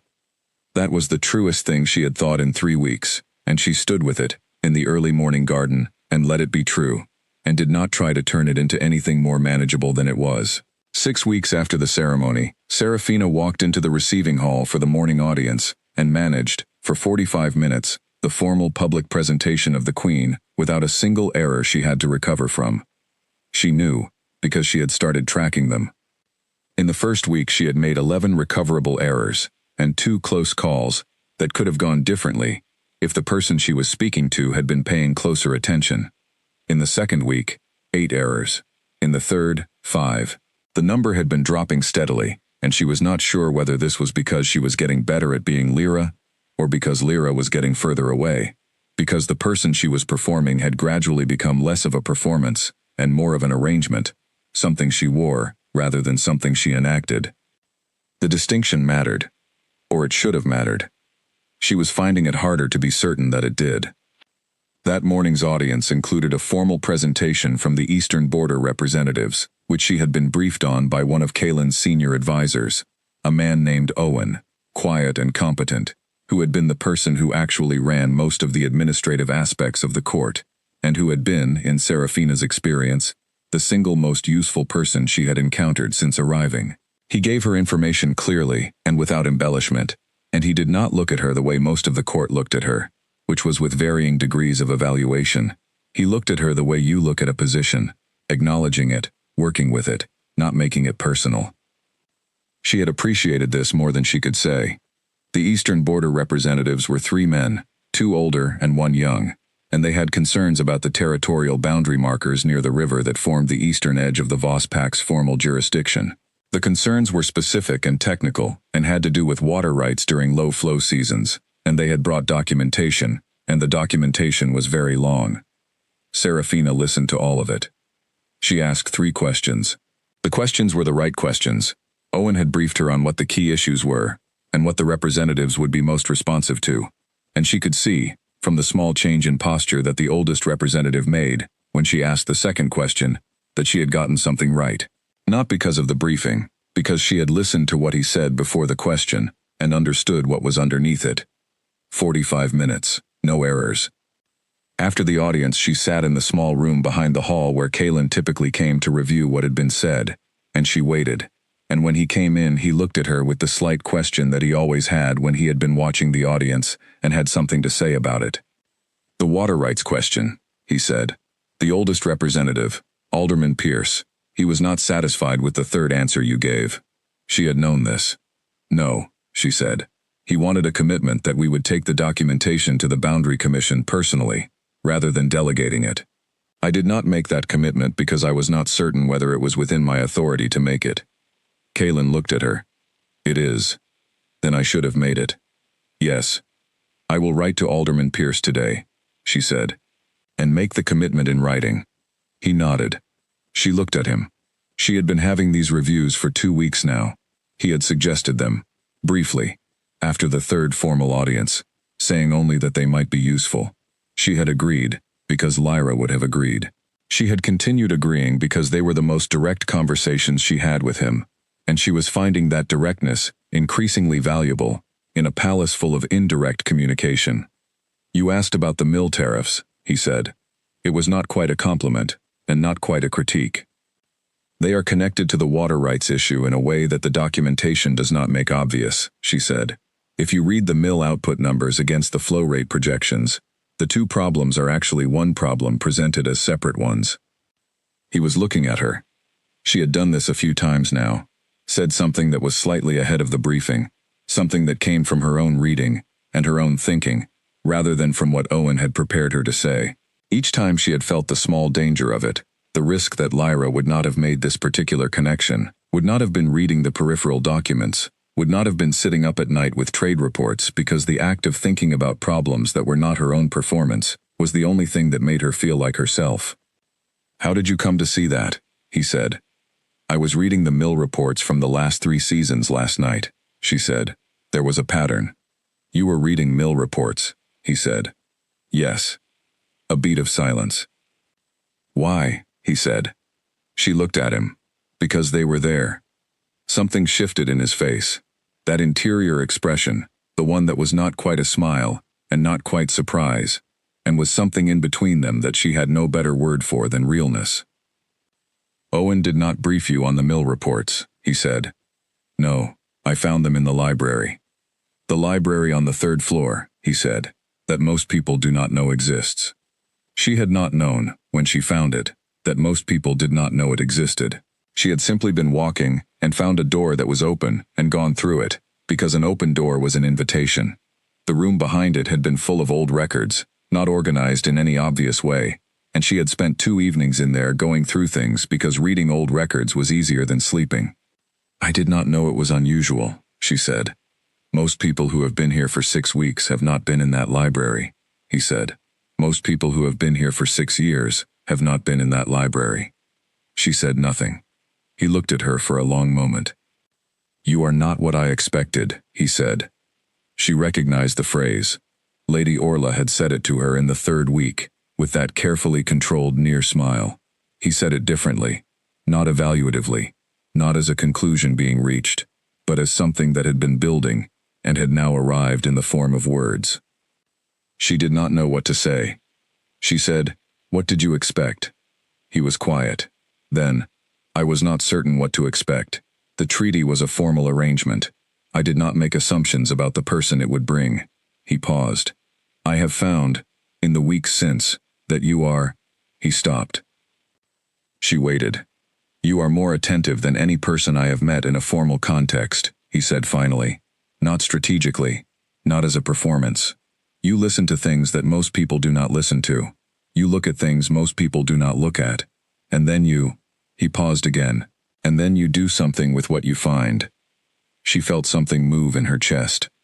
Not because of what he had said, because of the word he had used without saying it. You. Not the role, not the position, not the queen of the Voss pack. You. She looked at her hands. I should write to Alderman Pierce, she said. Yes, he said. You should. She got up. At the door she stopped, and she did not turn around, and she said, Thank you, for the review. It is useful, he said, for both of us. She went and wrote the letter to Alderman Pierce, and sent it with the Morning Post, and then sat at her desk for a while afterward, and looked at the wall. The day a visitor arrived, she thought it was a delivery.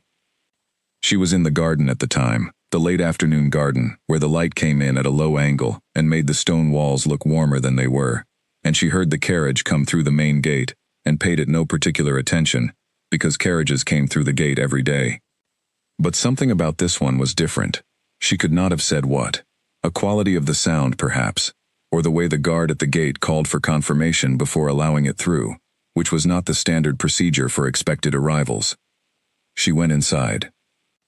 In the main hall, one of the household staff was coming toward her from the direction of the receiving room, moving at the pace of someone who has been asked to find you quickly without appearing to be hurrying. My lady, the staff member said, there is an unexpected visitor. Who? A pause, a small, careful pause. A woman, my lady.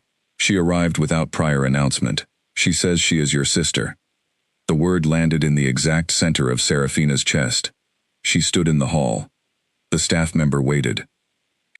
Everything from the past 6 weeks reorganized itself in the space of 3 seconds into a new shape around this single piece of information.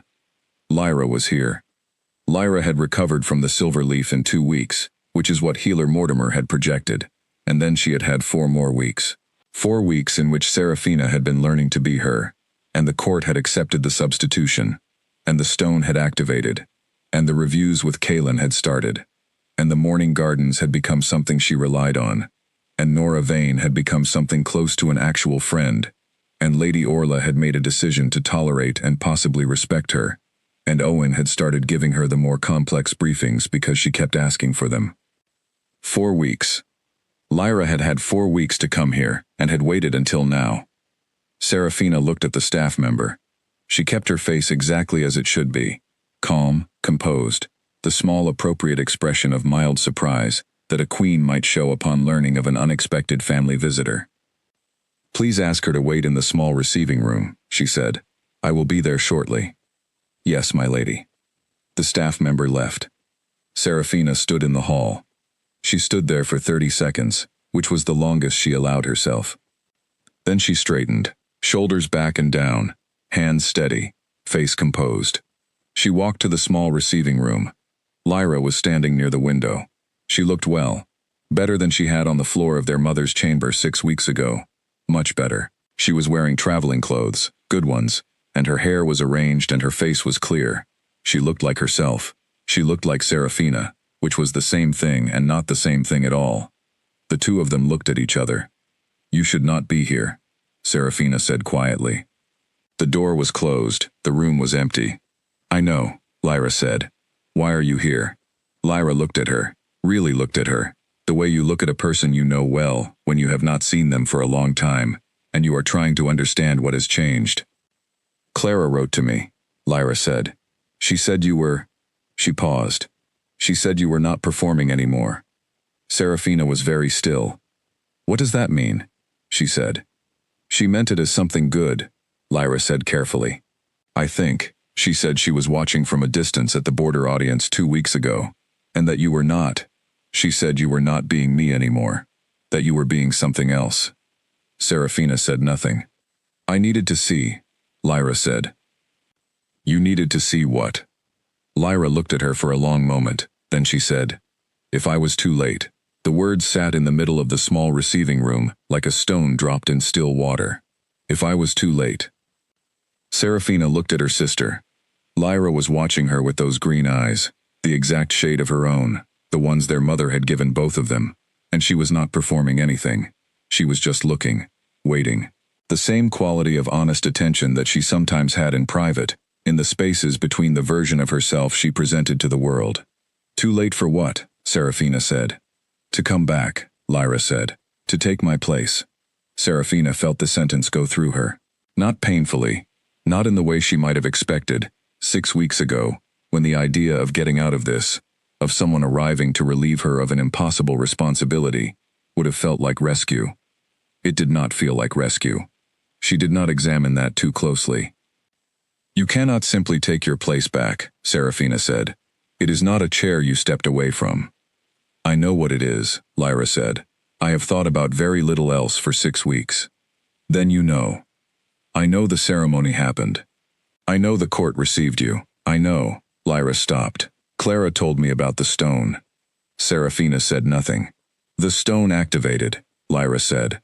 Her voice was even, but there was something underneath it, a current running below the surface of the words.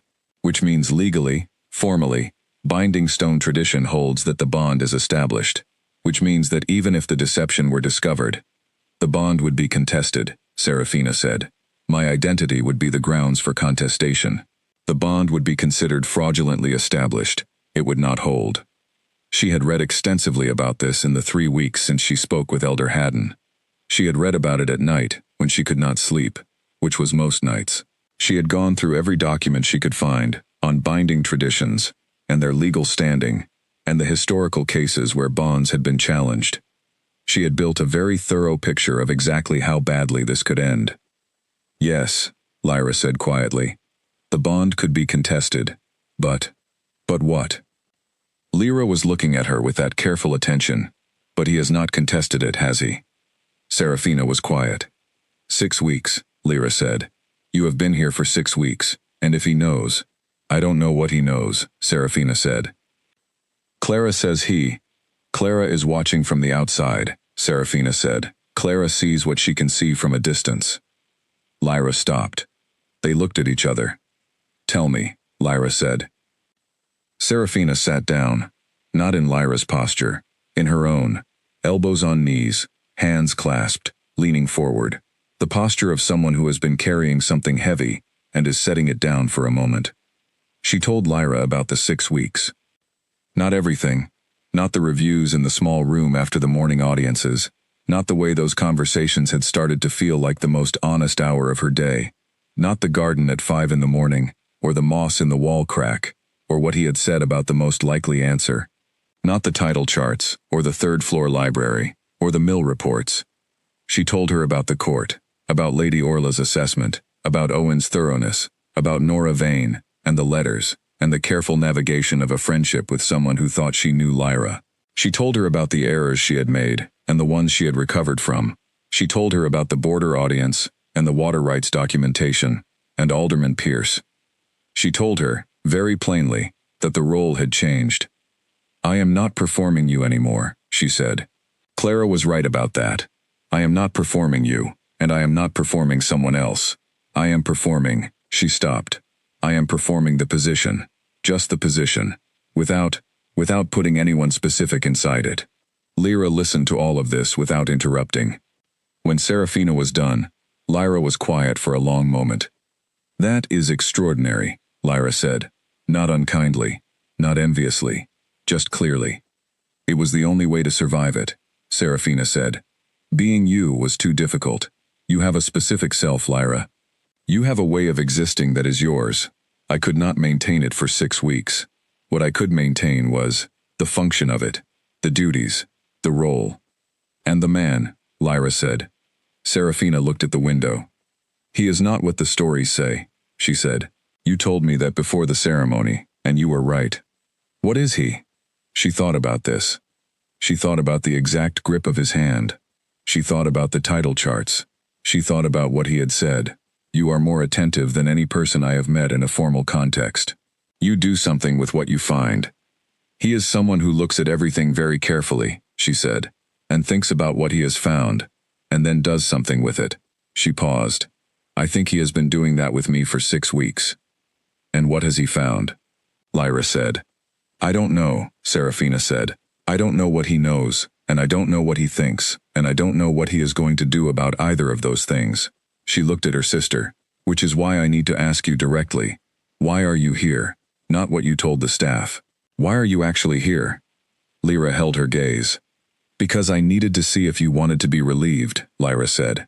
"And because I was not certain, coming here, what I would find. I thought I would find you counting the days, waiting for it to be over. Performing and exhausted and ready to hand back something you never asked for." She paused. "That is not what I found." Serafina said nothing. "I do not know what that means," Lyra said. "I am not going to tell you what it means, but I needed to see it." The door opened. Serafina was on her feet before she consciously decided to stand, and she had the right expression on her face in under a second. Composed, relaxed, a slight warmth appropriate for greeting someone after a private family reunion. Kalen stood in the doorway. He looked at Lyra. He looked at Serafina. He looked at them both standing in the room. 2 women with the same face, the same eyes, the same height and build, separated by 6 feet of space, and something considerably larger than space. He was very still. The stillness was different from his usual stillness. His usual stillness was settled, the stillness of someone at rest in themselves. This was something else. This was the stillness of a person who has opened a door onto an unexpected thing, and is deciding, at a speed too fast to be visible, what to do with what they have found. "I came to find you," he said to Serafina. His voice was even. "Owen has the afternoon reports." "Yes," Serafina said. "Give me 1 moment." His eyes moved back to Lyra. Lyra was looking at him. She was doing it with the composure of someone who had known this moment would happen, who had imagined it and planned for it, and was still finding it larger than she imagined. Her face was very still. "This is my sister," Serafina said. "She arrived unexpectedly today. She is not staying long." Kalen looked at Lyra. "Your sister," he said. "Yes." The word moved between the 3 of them. Something happened in his face. Not the expression changing. The expression stayed exactly where it was. But behind it, something moved. Something passed through those pale gray eyes that Serafina had spent 6 weeks trying to read, and still could not read with any certainty. "I'm glad you were able to visit," he said to Lyra. Perfectly courteous, perfectly even, giving nothing away. "Thank you," Lyra said. Her voice was as controlled as his. He looked at Serafina. "When you are ready," he said. He left. The door closed. The room was very quiet. Lyra turned to Serafina.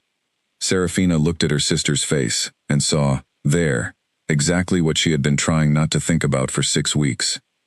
"He knows," Lyra said, barely above a whisper. "I don't know that," Serafina said. "He looked at me," Lyra said, "when you said I was your sister. He looked at me, the way you look at a thing when you have already placed it, when it lands in the right slot." Serafina was very still. "He looked at you, and he thought, there she is," Lyra said. Serafina said nothing. Lyra crossed the room to her. She stood in front of her sister and looked at her, and her face was full of something that Serafina had not seen on her sister's face in a very long time. Something uncalculated, something without strategy underneath it. "What do you want?" Lyra said. "Not what the treaty requires, not what Mother needs, not what the stone decided. What do you actually want?" Serafina looked at her. She thought about the question. She thought about the morning garden. She thought about the reviews. She thought about the border audience and Alderman Pierce, and the mill reports, and Nora Vane's open, kind face. She thought about 6 weeks of building something she had not been asked to build. She thought about standing beside Kaylin at the window at the end of the first night, both of them looking out at the dark and the quiet between them that had not been empty. She said, "I do not know." "That is not true," Lyra said gently. Serafina closed her eyes. She said, "I think I want to stay." The words in the room. Very quiet words. True ones. "Then you need to tell him who you are," Lyra said. "That will end everything." "It might," Lyra said, "or it might not. But you cannot stay inside a deception for the rest of your life. You cannot build something real on a foundation that belongs to someone else." She paused. "I am not saying this to take anything from you. I am saying it because it is the truth and you know it is the truth." Serafina opened her eyes. Her sister was in front of her with both their faces arranged the same way, looking at her with the kind of honesty that only people who have known you your whole life can produce. The kind that does not have an agenda behind it, because the agenda and the person have been separate long enough for you to tell the difference. "I know," Serafina said. "You are afraid," Lyra said. "Yes. So was I," Lyra said. 6 weeks ago, I was afraid of a different thing, but the fear was the same size." She reached out and touched Serafina's hand, a light touch, a brief one. "I did not find my own way forward by staying inside the safe version of events." Serafina looked at their hands. She thought about the word she had looked for in the briefing documents and never found. The word for whatever the stone responded to, the real conditions, the genuine thing. She had spent 6 weeks not knowing what that was. Standing in this room, with her sister's hand on hers, she thought she was beginning to know. "Go," Lyra said quietly.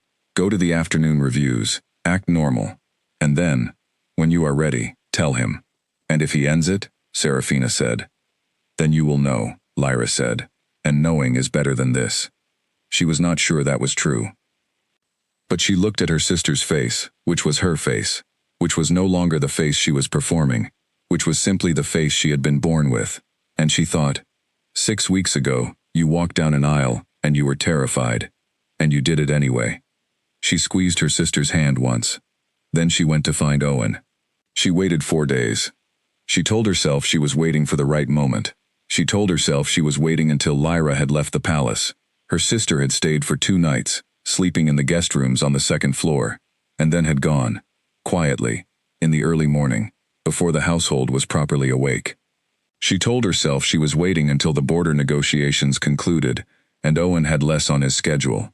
She told herself many things, and she believed none of them. The truth was that she was afraid. This was not a new feeling. She had been afraid on the night when everything started, afraid in the carriage, afraid at the top of the aisle, afraid every single day, in ways that she had learned to carry so efficiently that the weight of them had become part of her ordinary load. But this fear was different in kind. All the earlier fears had been about being found out. This fear was about choosing to be found out, about walking toward the thing that had kept her awake for 6 weeks, and doing it on purpose. There was, she had discovered, a significant difference between the two. On the 4th day after Lyra left, she went to the afternoon review. Owen was not in the room. Only Kaylin, standing at the table that held the current documentation, looking at a map of the Eastern Border Territory. He looked up when she came in. "Owen is dealing with the mill tariff response," he said. "It will just be us today." "All right," she said. She came to the table. She looked at the map. It was a detailed survey map, the kind that took months to produce, with the river systems marked in blue, and the territorial boundary lines in red, and the pack borders in a heavier black line that ran along features of the land. Ridge lines, river courses, the edges of old forests. She had been learning to read these maps over the past few weeks, slowly, because they were part of the border documentation, and because Owen assumed she could already read them, and she had not wanted to admit that she could not. She could read them now, well enough. "The Alderman Pierce response came this morning," Kalen said. He slid a letter across the table. "He is satisfied with the commitment. He would like a formal review scheduled in the spring." She read the letter. "That is a reasonable request. I have asked Owen to make arrangements." She nodded. She kept her eyes on the map. She had planned to do it differently. She had been planning it for 4 days, building the sentence in her head, finding the right form of words, the right moment in a conversation, the right way to bring it from where she had been carrying it into the open air. None of those plans were available to her right now.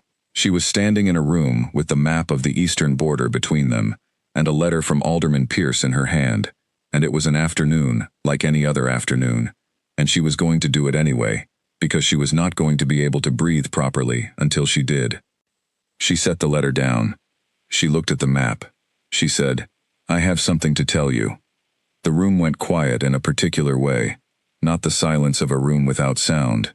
There were always sounds. The house, the wind, the distant ordinary sounds of a working palace. The silence of a room where the thing that has been present for some time has just been acknowledged. He was looking at the map. "All right," he said. She had planned this sentence too, and planned it badly, and now it was here, and she said the only version of it that was actually honest. "I am not Lyra." She looked at the map. She could see him, at the edge of her vision. He had not moved. "I am her sister," she said, "her twin. We are identical. I have the same face, the same voice, closely enough." I learned her mannerisms in one night with her handmaid Clara. She was saying it very steadily, in a normal tone of voice, as if she were reading from a document. It was the only way she could do it. On the night before the ceremony, Lyra was unable to participate. She had been making herself ill for 3 weeks to avoid the bonding. My mother asked me to take her place. She stopped. She looked at the map. She did not look at him. The silence was very complete. "My real name is Serafina," she said. "I am the younger sister. I have lived at Blackwell House my entire life. I have never been to a formal court event before this. I have not been trained for any of this. I have been learning as I go. She stopped again. "I have been managing." The silence continued. She made herself look up. He was looking at her. Not with the cold evaluation of a person deciding what to do with new information. Not with the expression of someone who has been deceived and is processing the weight of it. He was looking at her with the specific, direct, complete attention that she had learned to recognize over 6 weeks. The attention of someone who is looking at a thing and deciding, at last, to say what he has already found. "I know," he said. The words went through her. 2 words. Very quiet. "When?" she said. "The ceremony," he said. She stared at him. "Not at the beginning," he said. "Midway through." There was a sound from the crowd, a recognition call. You looked toward it. You looked left. Lyra would not have looked left. He paused. "And before that, the way you held my hand. When I offered it to you at the altar, you looked at it first. For exactly 1 second. As if it were a problem to be solved. Something moved in his expression. Lyra's portrait showed a woman who had spent her life being looked at. She would not have looked at a hand offered to her as if it were a problem. Serafina looked at her hands. "I held her hand once," he said, "for the presentation of the treaty documents. A formal handshake, 3 years ago, when the agreement was first signed. I felt the difference." "You felt it," she said. "Yes." She looked up at him. "Then why did you continue?" he said. "Why did I continue the ceremony? Why did I not stop it?" "Yes." He was quiet for a moment. He looked at the map on the table. She had the sense of him choosing his words the way he chose everything, with the patience of someone who knew that the most likely answer was what you reached for when you ran out of time, and was not interested in running out of time. Because the stone activated, he said. She waited. I have never had a bonding stone activate that way, he said. I have been to many ceremonies. I have conducted my own, once, years ago. A formal arrangement that was dissolved 18 months later, because the stone was correct, and what we had managed was a formal arrangement, and nothing that the stone could work with. He paused. When the stone activated at your ceremony, I had two options. I could stop the ceremony, expose a deception that had nothing to do with the person standing beside me, and lose whatever the stone was responding to, or I could continue. She was looking at him very carefully. What was the stone responding to? She said. Very quiet. He met her eyes. That is what I have been trying to understand, he said. For 6 weeks. Every morning in the garden. Every review after the audiences. Every conversation. She did not look away. And, she said. And I think the stone was responding to the same thing that made you look at my hand, he said. The same thing that put you in the third-floor library reading mill reports at midnight. The same thing that asked Alderman Pierce the right question at the border audience, because you heard what was underneath what he was saying, not just what he said. He paused. I think the stone was responding to you. Not a performance of a role, not a treaty obligation. You. Serafina could not speak for a moment. She sat very still. You have been watching me, she said. Yes. For 6 weeks. Knowing. Yes. And you said nothing. No. She looked at the map. She looked at the river systems, and the boundary lines, and the black line of the pack border. She had spent 6 weeks studying this map, and others like it, learning a territory that she had arrived in as a deception and had come to know as a landscape. She had learned the names of the rivers and the elevations of the border ridges and the specific seasonal patterns of the eastern floodplains. I don't know what you are expecting me to say, she said. I am not expecting anything, he said.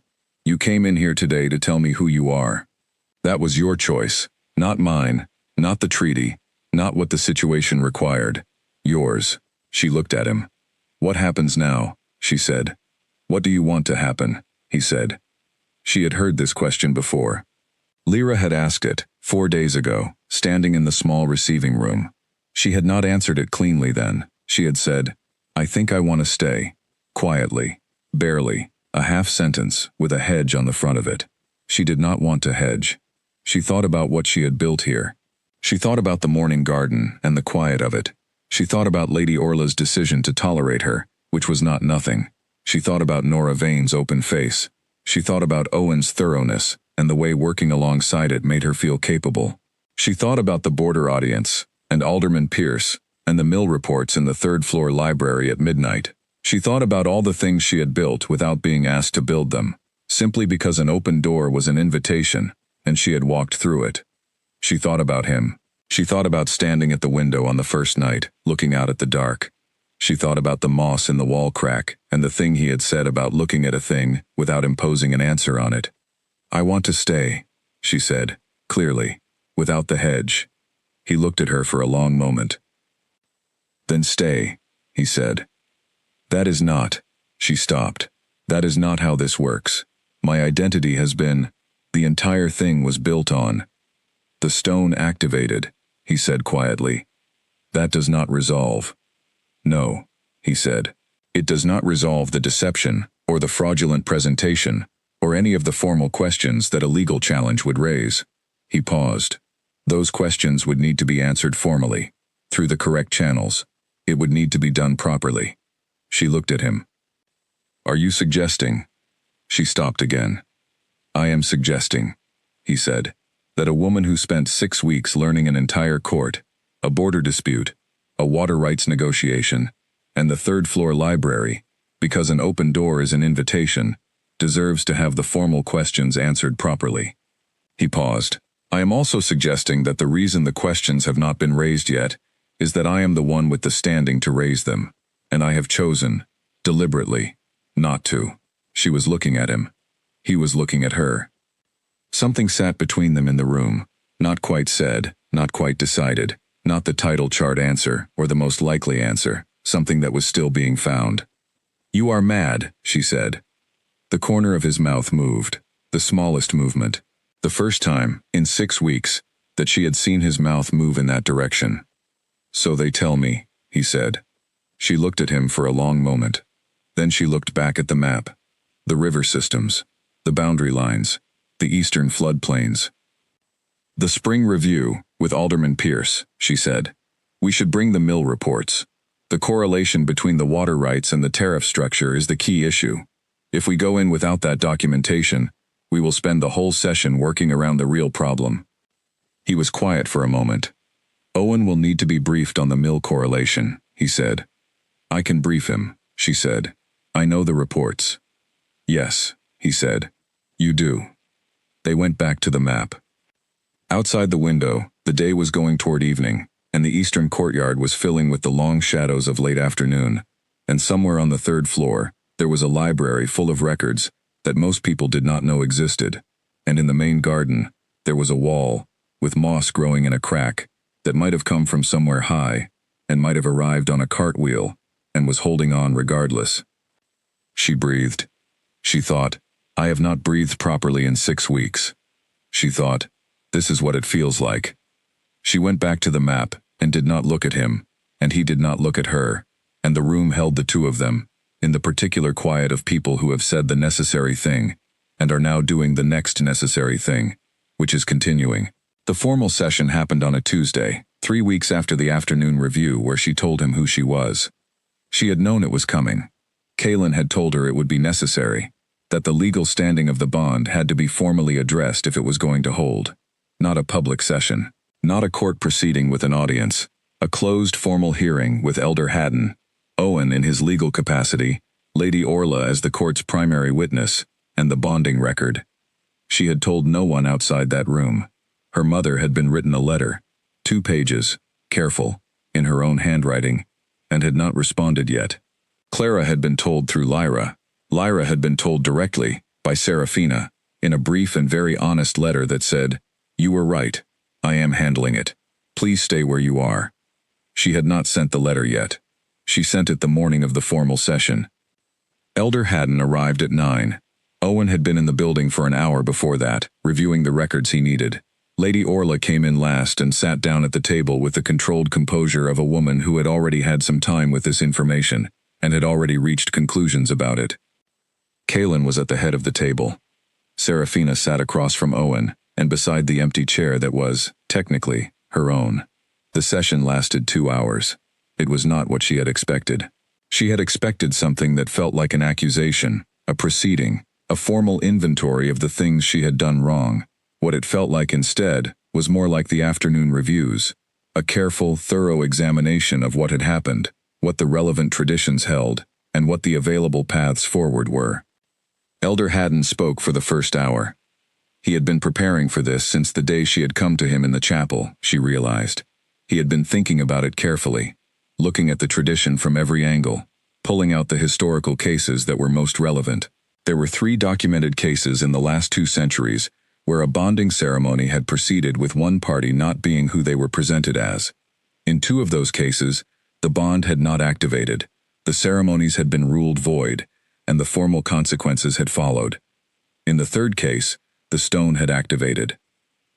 That case was 300 years old, and the documentation was partial, but the recorded outcome was clear.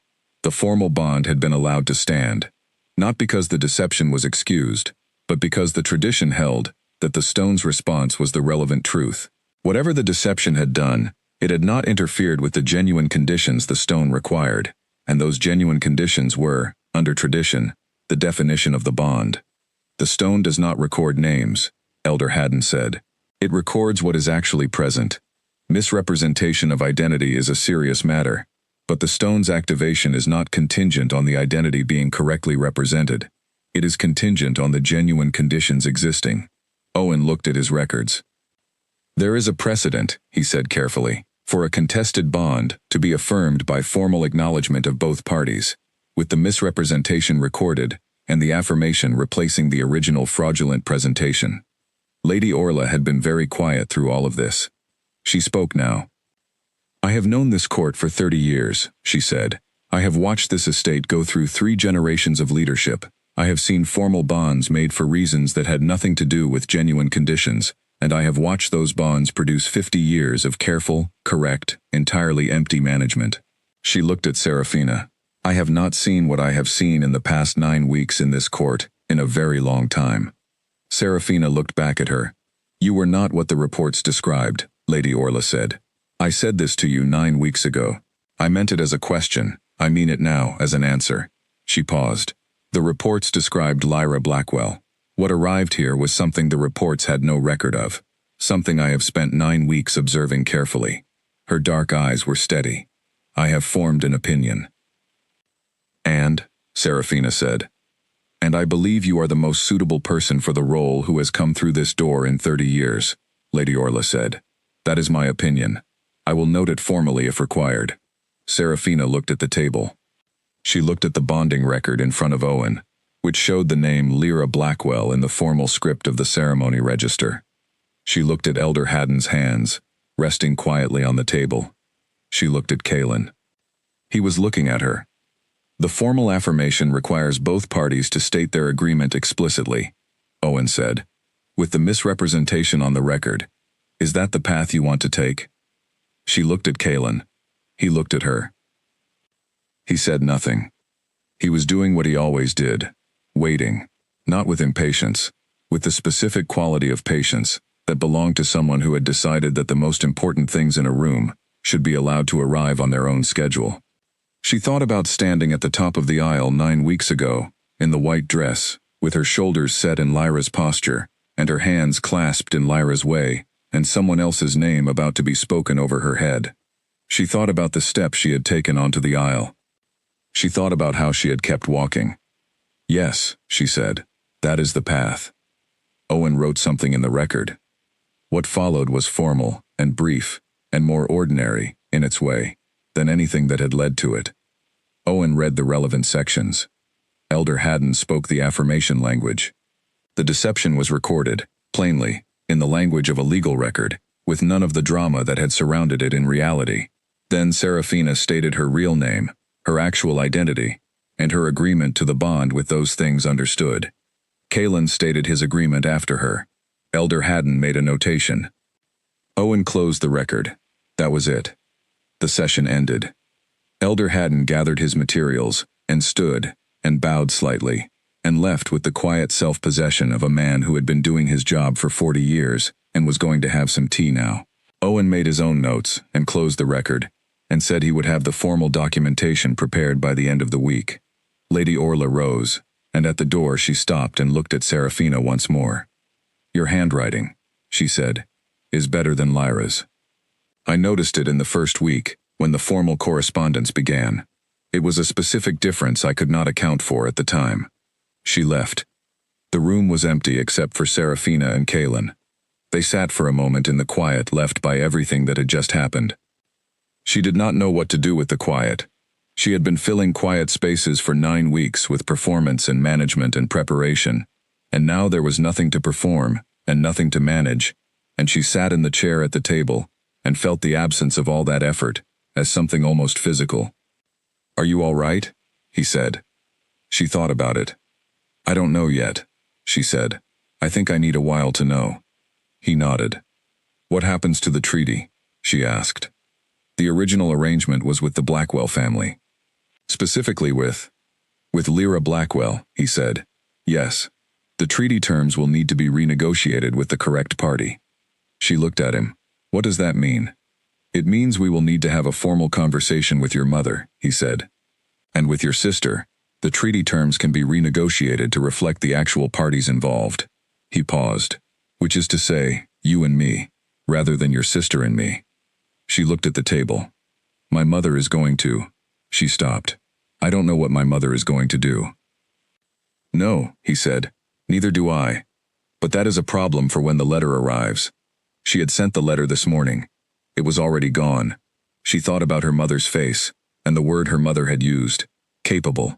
She thought about the spine that seemed made from something harder than bone. She thought about the fact that Lady Edith had stood in her daughter's room at midnight and told her the most honest thing she had ever said, which was that she had never properly valued the qualities she was now asking her to use. She thought, my mother has spent 9 weeks not knowing what happened at that ceremony, or what happened after it. She thought, that must have been its own kind of something. The garden, she said. He looked at her. The moss, she said. I have a theory. He waited. I think it was not a cartwheel, she said. I think it arrived on something alive, a bird, or an animal, something that came from high altitude and passed through here and left a trace. She paused. The reason it survives at low altitude is because it found a crack in the wall that is cool enough and shaded enough to approximate the conditions it is used to. It is not where it belongs, but it found the conditions that work. He was looking at her. It is not the most likely answer, she said. But I think it is the true one.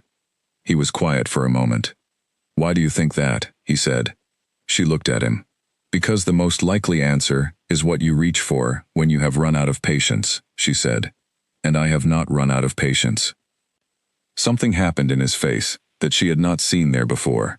Not the small interior expression she had been cataloging for 9 weeks. Something that was present enough to see clearly, open enough to read directly. She looked at it for a moment. Then she looked away, because some things needed a little more time, and she had learned, in 9 weeks, that there was nothing wrong with giving things the time they needed. The mill tariff briefing, she said. Owen said he wanted it by Friday.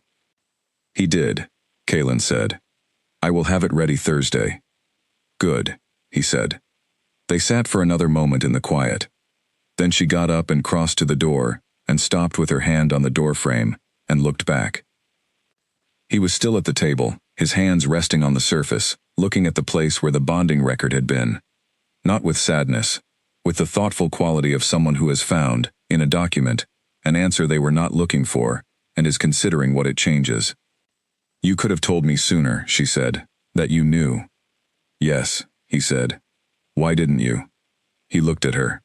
Because you were going to tell me yourself, he said, and I wanted it to be your choice. She stood in the doorway. That was the thing, she thought. That was the specific thing. The choice. Always the choice. Not the treaty, not the stone, not the formal tradition or the legal record, or the weight of what her mother had asked her to do on the night this began. The choice. She had stood at the top of the aisle 9 weeks ago and chosen to walk down it. She had sat in the afternoon review 3 weeks ago and chosen to say, I am not Lyra. She had sat at the formal session this morning and chosen to say, yes. That is the path. Every step was hers. Every step had been hers from the beginning. She thought about that for a moment, standing in the doorway. Then she went to find Owen and start the briefing document. Outside, the autumn was deepening. The garden was changing. The leaves on the wall trees were going from green to the first edges of gold and amber, and the moss in the crack in the stone wall was exactly as it had always been, a particular and steady green, holding on with the total commitment of something that has found the conditions it needs and has no intention of leaving. The morning garden was empty. She went there anyway, at 5 the next morning, because she had been going for 9 weeks, and she was not going to stop now. She stood at the stone wall and looked at the moss. She heard footsteps on the path behind her, and she did not turn around yet. She waited until he was beside her, and then they both stood there, looking at the wall, in the particular quiet of the morning before the day had started, before the household was awake, before the work of the day arrived with all of its requirements. He was quiet. She was quiet. The garden was full of the sounds of early morning. After a while he said, The letter from your mother came last night. She had not known this. What did it say? Not much, he said. It was very short. Your mother is not a woman who wastes words. He paused. It said she is coming next week to discuss the treaty. And it said one other thing. She looked at him. It said thank you, he said. To me. For. The letter did not specify for what. Serafina looked back at the wall. She thought about her mother. She thought about the spine, and the hard green eyes, and the word capable, and the hand on Lyra's back in the dark room at midnight, and the most honest thing her mother had ever said to her, which was that she had not properly valued these qualities, and was saying so now. She thought about the fact that her mother had written 2 words to the man who had known his queen was not who she said she was, and had chosen, deliberately, to let her tell him herself. Thank you. 2 words. Her mother and that man apparently had, at minimum, an understanding of the kind of thing worth 2 words, and the kind of thing that needed more. She thought, I am going to have a very complicated relationship with my mother for the rest of my life, and that is probably fine. The morning was getting lighter. She thought about the week ahead, the formal documentation Owen was preparing, the letter Lyra had probably already received, the meeting with Lady Orla she had requested to discuss the spring border session and the mill tariff questions, the afternoon review tomorrow, the briefing document due Thursday. She thought about all of it, and it did not feel like weight. She did not know when that had changed. She did not know the exact week, or the exact conversation, or the exact morning, in this garden, when the weight had shifted from something she was carrying to something she was doing. But it had shifted. She was in the crack in the wall, and the conditions were not quite right, and were right enough, and she was holding on with the specific commitment of something that is found, in an unlikely place, the thing it was suited to. She said, You never told me what you thought about the moss. I told you I disliked the most likely answer, he said. You did not tell me what you actually thought. He was quiet for a moment. I thought it came from somewhere specific and arrived here on purpose, he said. Not planned purpose. But purpose, the kind that lives in things without being arranged.